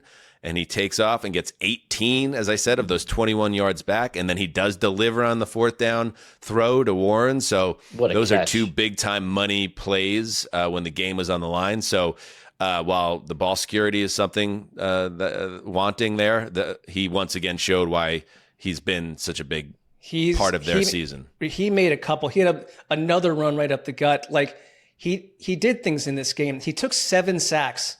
I mean, he was brutalized. And there's a photo. Check out this like picture of what he looked like at one point in this game.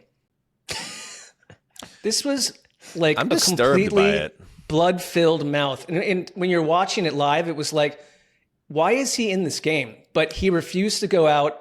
They fixed it, but it's like there's something about him that feels very resilient amid a couple of weeks now of mistakes after a very perfect start. So I don't know if he's figured out. It's just that, isn't that part of the biorhythm of the season? Like he continued to make plays today. And I mean, he's one of the reasons they got out of there. Well, 2 weeks ago, I said, how come people aren't talking about Daniel Jones the way they talked about Sam Darnold last year, waiting for him to come down to earth? After 2 weeks where he's put the ball in harm's way a ton, now that's happening. It doesn't mean that he actually is coming down to earth. It's just now there's a little more conversation around it. There's something weird about that, the blood on his face, and I love it too. That's football. But it kind of looks like lipstick a little bit, and then it reminds me of like one of the more unsettling aspects of internet meme culture in the modern landscape with professional football, where people turn NFL quarterbacks into female versions. They're like, would you have sex with your favorite quarterback? How about this quarterback? Would you have sex with this quarterback? How about this quarterback? If it was a chick, would you have sex with her? It looks like he's like that version of that meme in real time. And it was a little unsettling. The only difference is those images that they create. It's like Baker Mayfield with the nice woman's haircut. This is clearly and lipstick. Sure. That's what I'm getting at. Yeah. It's a But this was cool. This was like manly helmet, lipstick. though, so. Whatever happened to Gary Cooper lipstick is what that was. That was blood, bitch. Right on. You know what I mean? All right, moving on. An AFC East game that was supposed to be a cakewalk turned into anything but for the odd Buffalo Bills.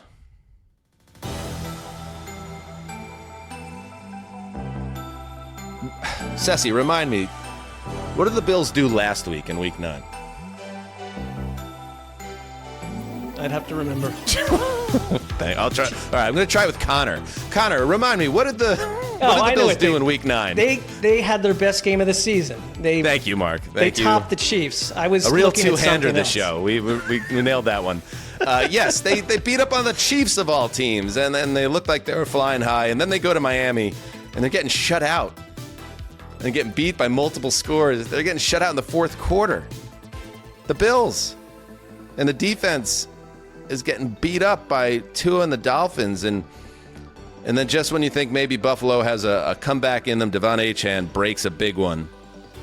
The backbreaker in a win for the Dolphins, 30-13. So as I said, couple that with another Patriots win, and the Bills are a game and a half out in the AFC East. And remember, right now the Patriots have the head-to-head in this one as well. Connor, make it make sense. How did this game go so sideways? Well, it was a combination of a lot of things. Buffalo clearly looked gassed. I think they were bothered by the heat. And Miami marched down the field with a really long touchdown drive to start the game.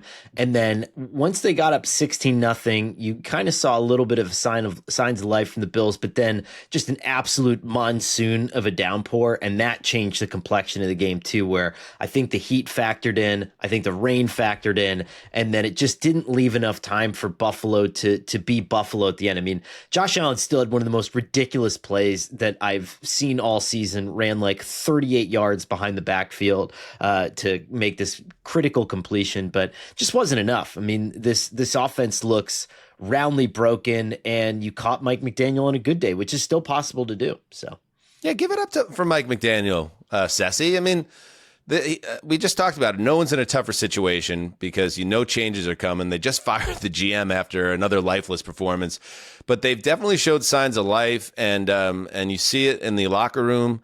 After this game, the vibes are off the charts, and let's watch a little of that. Check it out on YouTube. All right, give a breakdown of this, Ceci. Give the audio audience an idea. These seem to be large laundry carts that there's about 3 of them together, and players are just in them, carrying each other across the locker room, going absolutely nuts, dancing around. Yeah, this is a Dolphins staffer going into a breakdance routine. He just did the worm.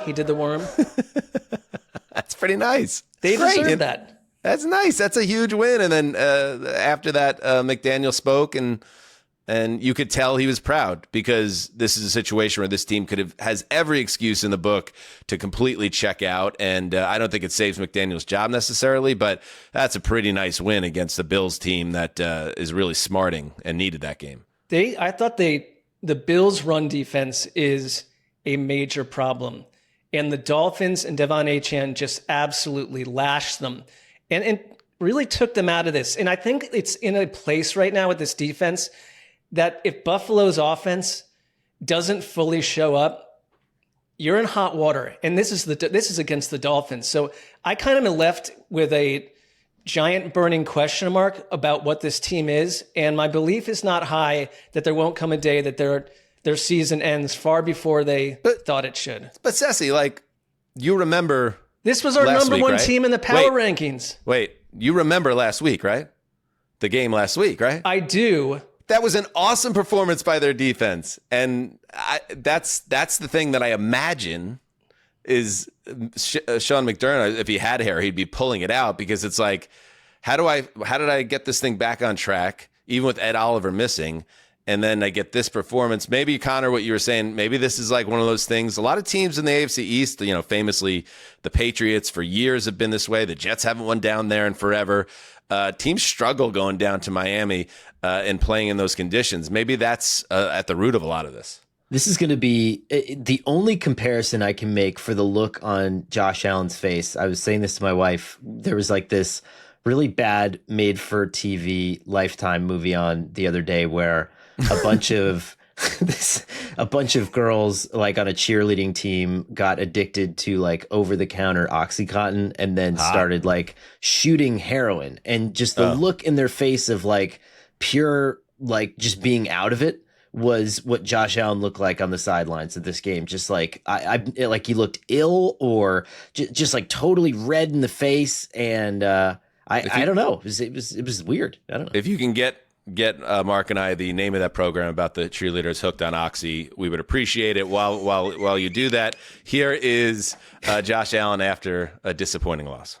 They came ready to play. Look at him. They wanted it obviously a little more than us. He's messed up, man. Look at him. I got to be better. I'd be better in the protection game, in the pass game. We got to break the run supply game, chain to the cheerleaders. He looks like he just like stole a rung of copper wire with Tim Riggins in season 6 of Friday Night Lights. It's insane. But recall, like after that in the Falcons game, coming out of that, it was his grandmother that told him, "I need you to be a little more lively and enthusiastic on the sideline." Like something just doesn't seem entirely right to me. You could throw this away to the weather, and I get the Chiefs game, but we're not throwing it away. Not throwing it away, but. Yeah. Let me venture a guess, okay? And Bills Mafia has kind of turned on Joe Brady. There was like the Joe Brady star rise that has gone into the star fall, the offensive coordinator. This offense just lacks like a cohesion. And you can watch a 49ers game, you can watch a Rams game, you can watch a Packers game, you can understand what the system is. The Bills are systemless, right? And that has never been more evident than I think at this point in the season right now. And it's funny because you brought it up with Dable.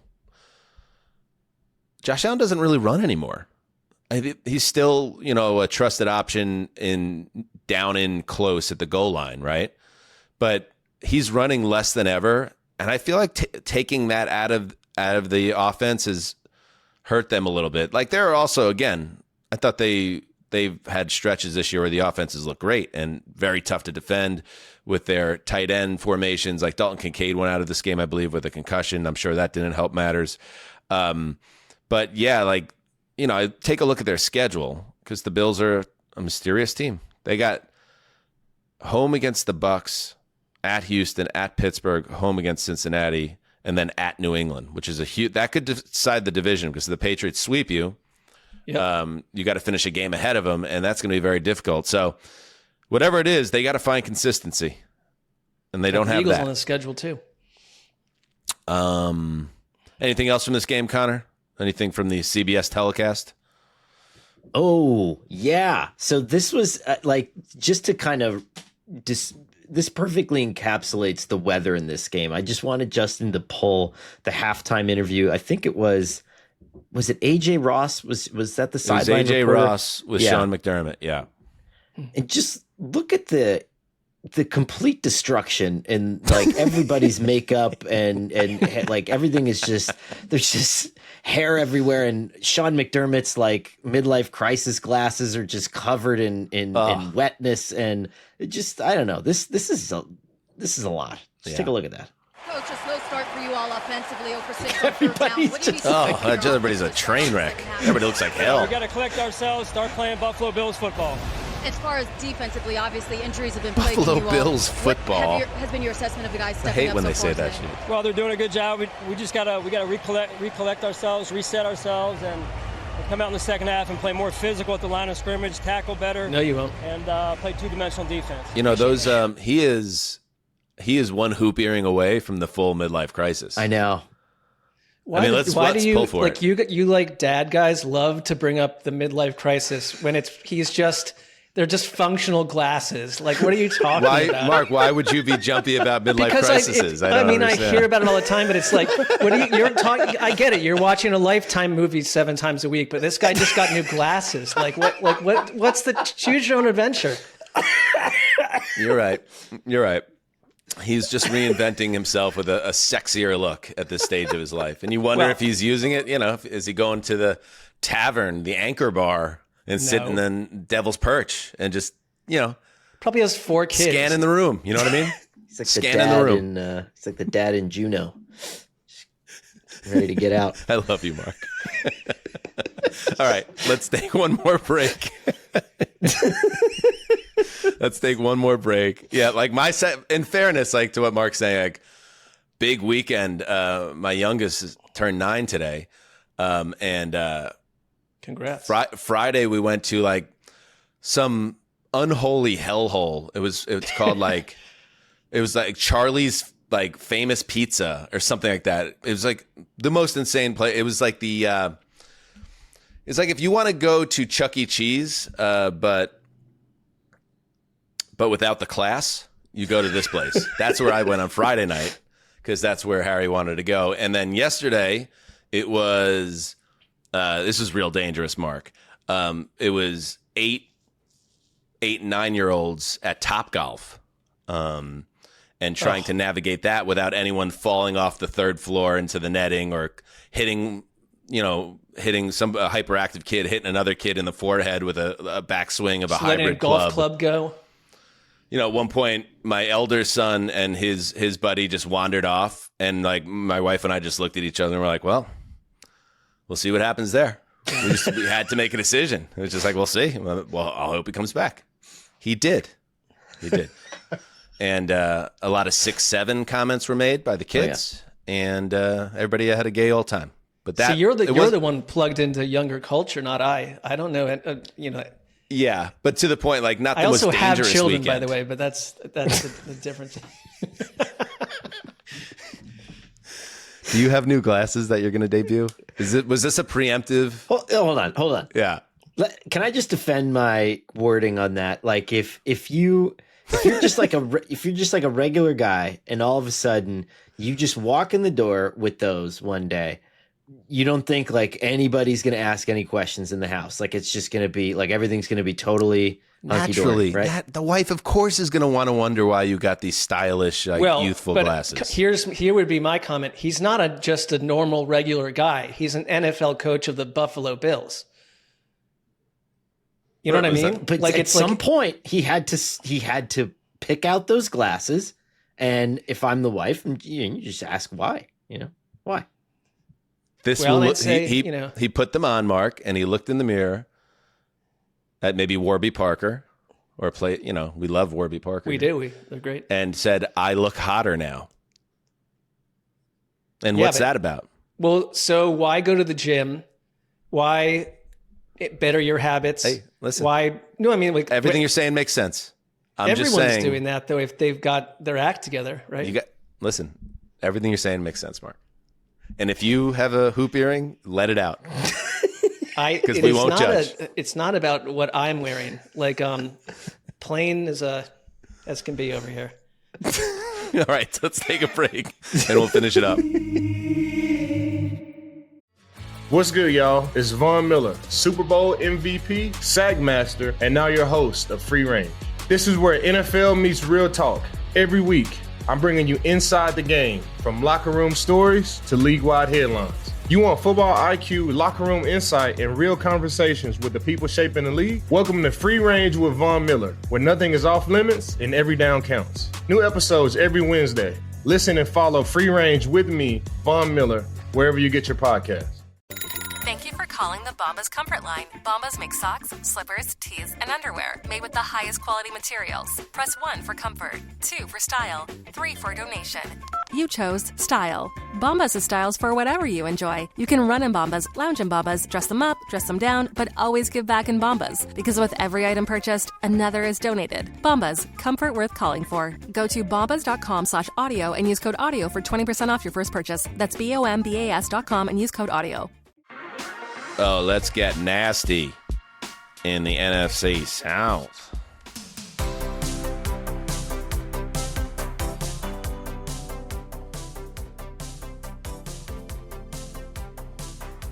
Wait, seriously? This game I totally missed today. Totally off my radar. Yes, it's serious. I know we're supposed to think the Panthers are good now, and now I look down and I see Saints 17, Panthers 7? Justin, what the f***? Yeah. I'll tell you what the f***. Tyler Shuck. That's what the f***. This guy balled out. He was really good today. I mean, really good, maybe a stretch. But for a guy making his second NFL start, I thought he was pretty damn good. And the Panthers were all sorts of just out of sync. They couldn't really run the ball. It was, I don't even know what to tell you. Bryce Young, I don't think Bryce Young is the guy long-term in Carolina. Just way too many misses. Threw a horrible interception against zone coverage that he absolutely should have seen the underneath defender dropping out. And this game had the best example of ball don't lie that I've ever seen in a football game. Do you guys know this rule?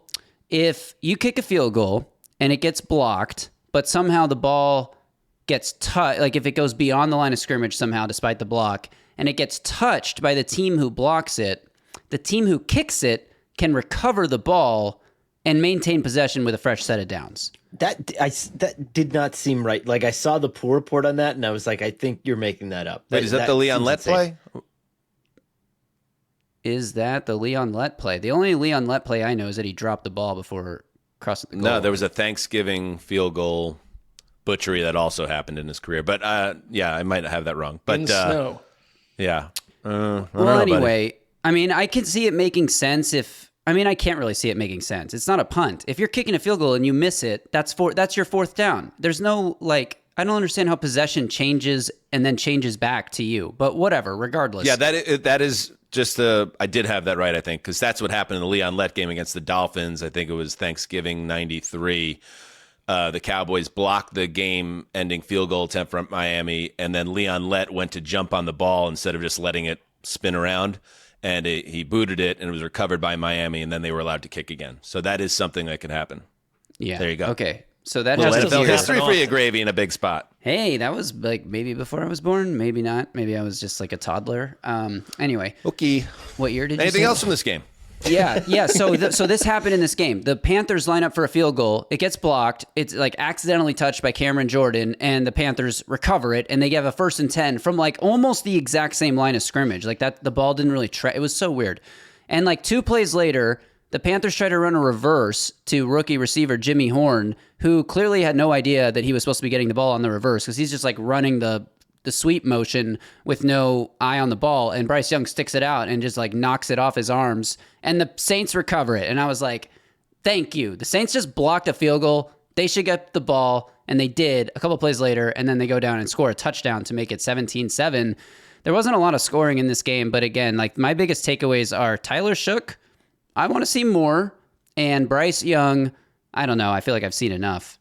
I know Connor has been a Bryce Young supporter, so I'm curious what he thinks of that. No? Shaking his head. No?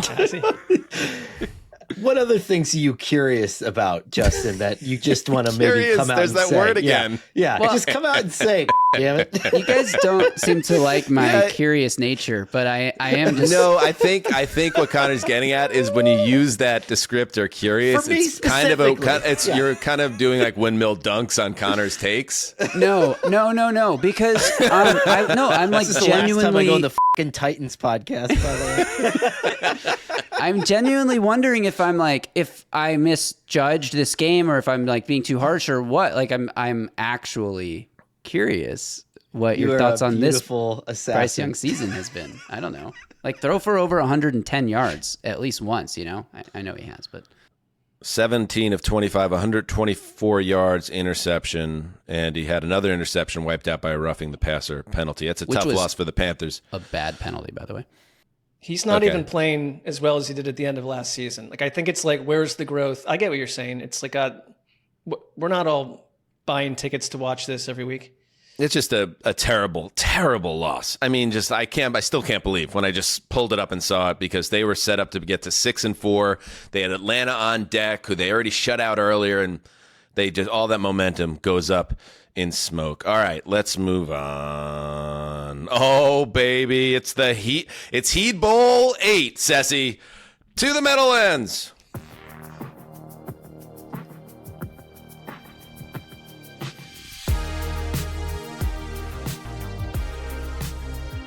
The New York Jets.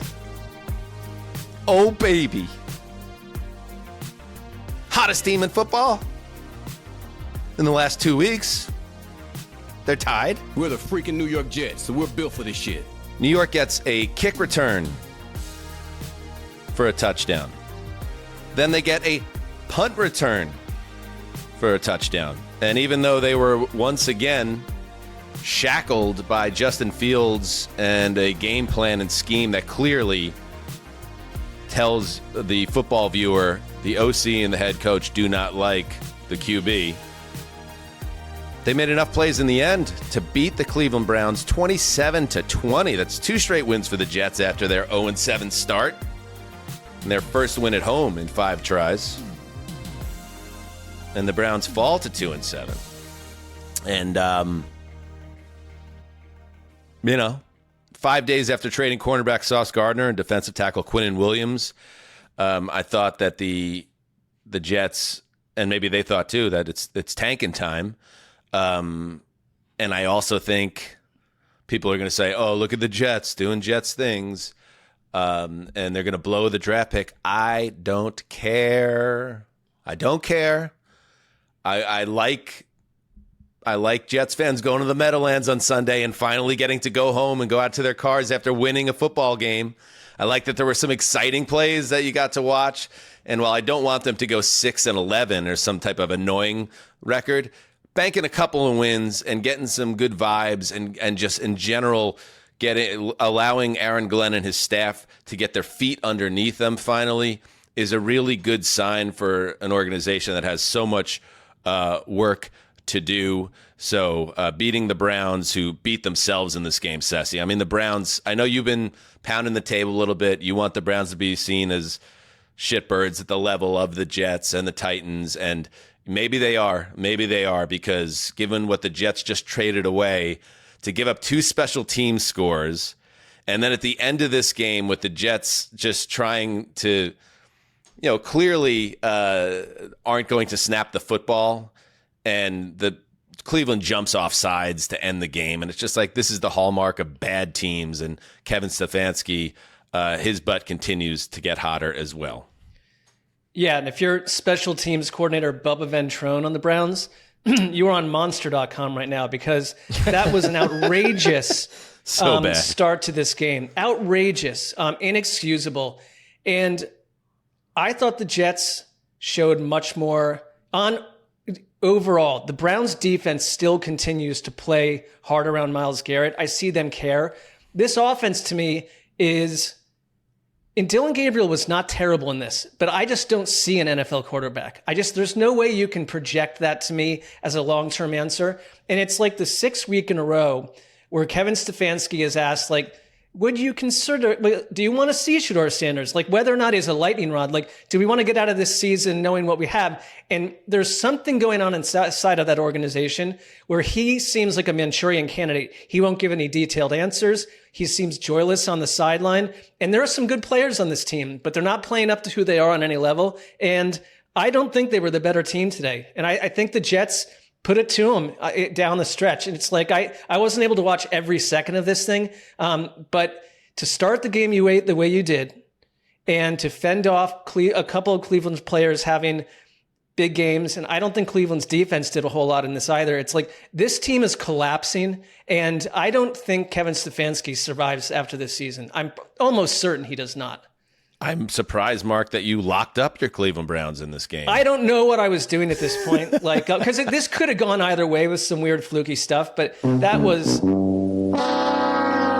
a classic. Like, it's Thursday, we're almost off for the weekend. Like, let's get a little spicy with our lock, and then it's like, it's Sunday, and what a disaster. By the way, was talking about the Blind Locks Manifesto. Never lock your own shitbird team. Like we every time we do this, I do it all the time. Justin does it a lot. Mark, you've done it many times. It usually does not work out for the best. And Kene Nwangu had the 99-yard kickoff return. Moments later, after the Browns go off the field, after the Jets are punting the ball away, he takes it back 74 yards for a score. And then, Connor, the kind of turning point in this game, because I think the Jets had minus yards passing again at halftime in this game, and Cleveland's defense was playing up to par. But they bring the house with the game tied at 17. Garrett Wilson's out of the game. He re-aggravated his knee injury. And Fields finally makes a play. He takes a big shot, but is able to dump the pass off to Breece Hall, who catches it, takes it into the end zone, 42 yards, and the Jets never trailed from that point on. In these games, like you said, I think you nailed it at the top. They needed to win this game. I think getting blown out in this game in particular, after you lose your two most important players, is a harbinger for a bad remainder of the season to come. I think this is one of those things where Aaron Glenn can now point to successfully and say, see, at least I have very minimally a grasp on the emotional temperature of this locker room. And so I think that's important, and good on Breece Hall, man. That guy wanted to leave more than anybody, and he's still playing hard. Yeah, he's playing his ass off. He's playing really well. I hope they keep him, because it would be a mistake not to trade him and then he just walks as a free agent. He's one of those guys I would love to see him in the building. So there you go. They honored the late Nick Mangold with a pregame tribute before the game, so that was nice. And the Jets get a win. They're second in a row. All right. Anything else from this game, Mark, that you wanted to add? Well, just congratulations. Oh, well, thanks, buddy. I am more detached than you are at this point from the team I follow. They are annoying me. They've especially annoyed me today. I get it. It kind of makes it easier. Which, again, why did you lock them? Maybe you're so detached that you forgot that they're the Browns, but that's fine. It's all good. And to Connor's point, Jets are going to go to New England on Thursday without Garrett Wilson. They're going to get absolutely obliterated. So bank this win, bank back-to-back wins, and then have something positive on the ledger heading deeper into November. All right, I'm going to leave now. I've talked about the Jets winning. That was nice. I've hit all the other games. It's my son's birthday. He's 9. You don't get these years back. Right. So I am going to leave, and we're going to go out, and my wife and I are going to take the boys out for some ice cream. That is well-deserved. It's not dangerous, Mark. There's no bad boy behavior here, but it is the duty that I hold dear. So I am off. I think you're a noble parent. I think you're a good friend to all. So go out and have that ice cream. I love your sons. I love your children, Connor. Justin, may you and Jessica create 14 children in your giant Dallas mini mansion. And now, take it away, Sunday Night Football.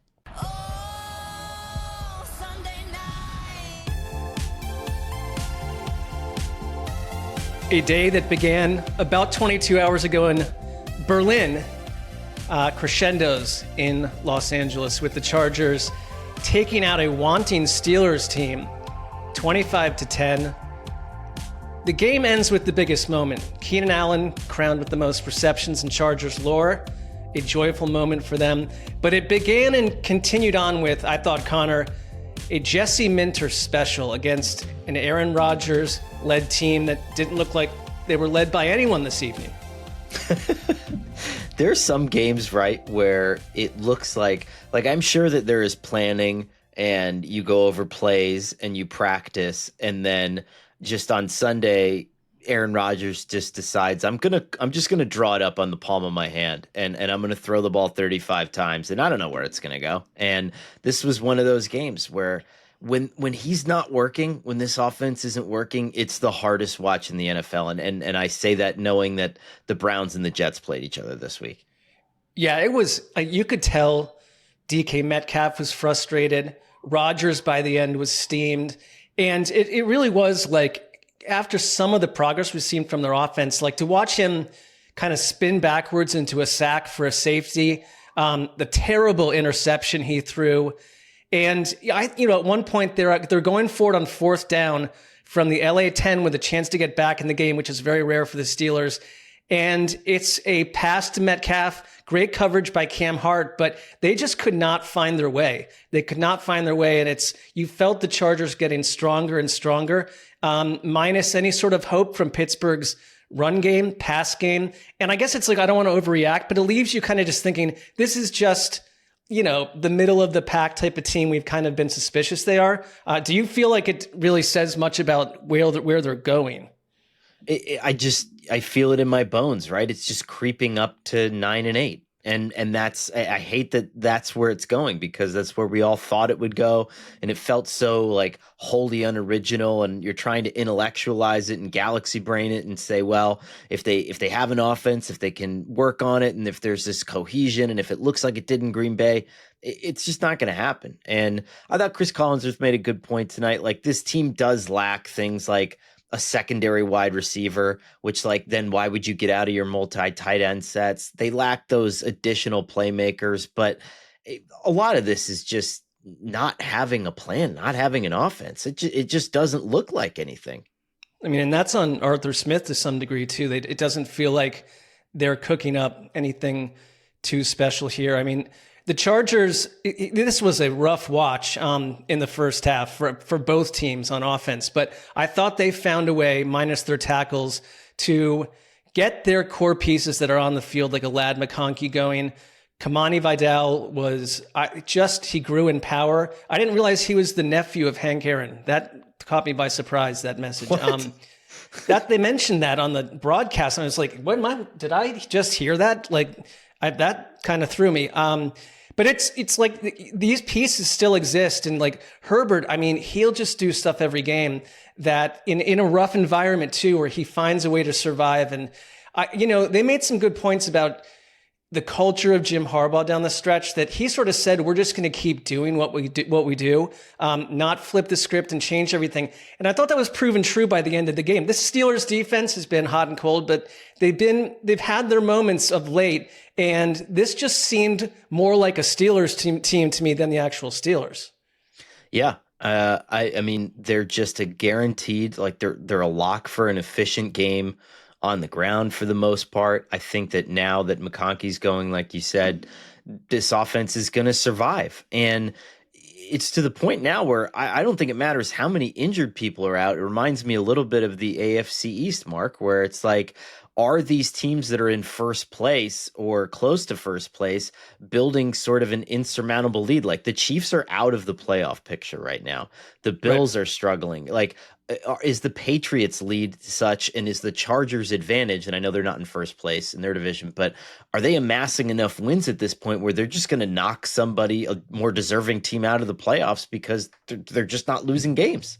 And they have that early opening game win against the Chiefs as well. Yeah. And they're a game behind Denver, and Denver's another team where I'm like, I see it and then I don't, and then I do and then I don't. So it kind of comes down to how it goes, how these teams fare injury wise, but also just what they plan to do. I guess really inside their own divisional games. And then you've got Pittsburgh, sitting at 5-4 now, and it feels so inevitable, and it's sort of an annoying storyline to me. But Baltimore at 4-5, it's like, okay, they're just going to surpass Pittsburgh at some point. They play each other twice. Like, is this just it's just going to happen?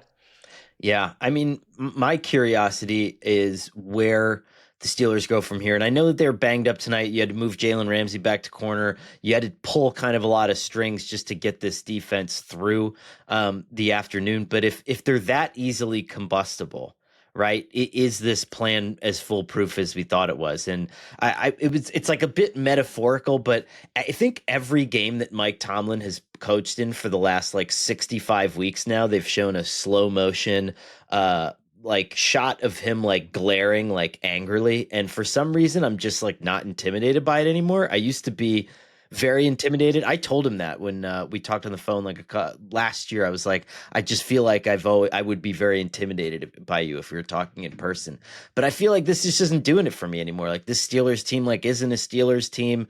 The mystique around it really isn't such. It's just like, all right, you know, you're just kind of a jobber that's going to show up and maybe you'll score 18 points and that's good enough. Yeah, it feels sort of preordained. Well, it's been a long Sunday, Connor. Thank you for your service as always. Justin, thank you. And we will be back Monday night with our Monday night extravaganza. It should be a very good game. It's Philadelphia at Green Bay. We'll see you tomorrow night with all the rest of what to come. Heed the call.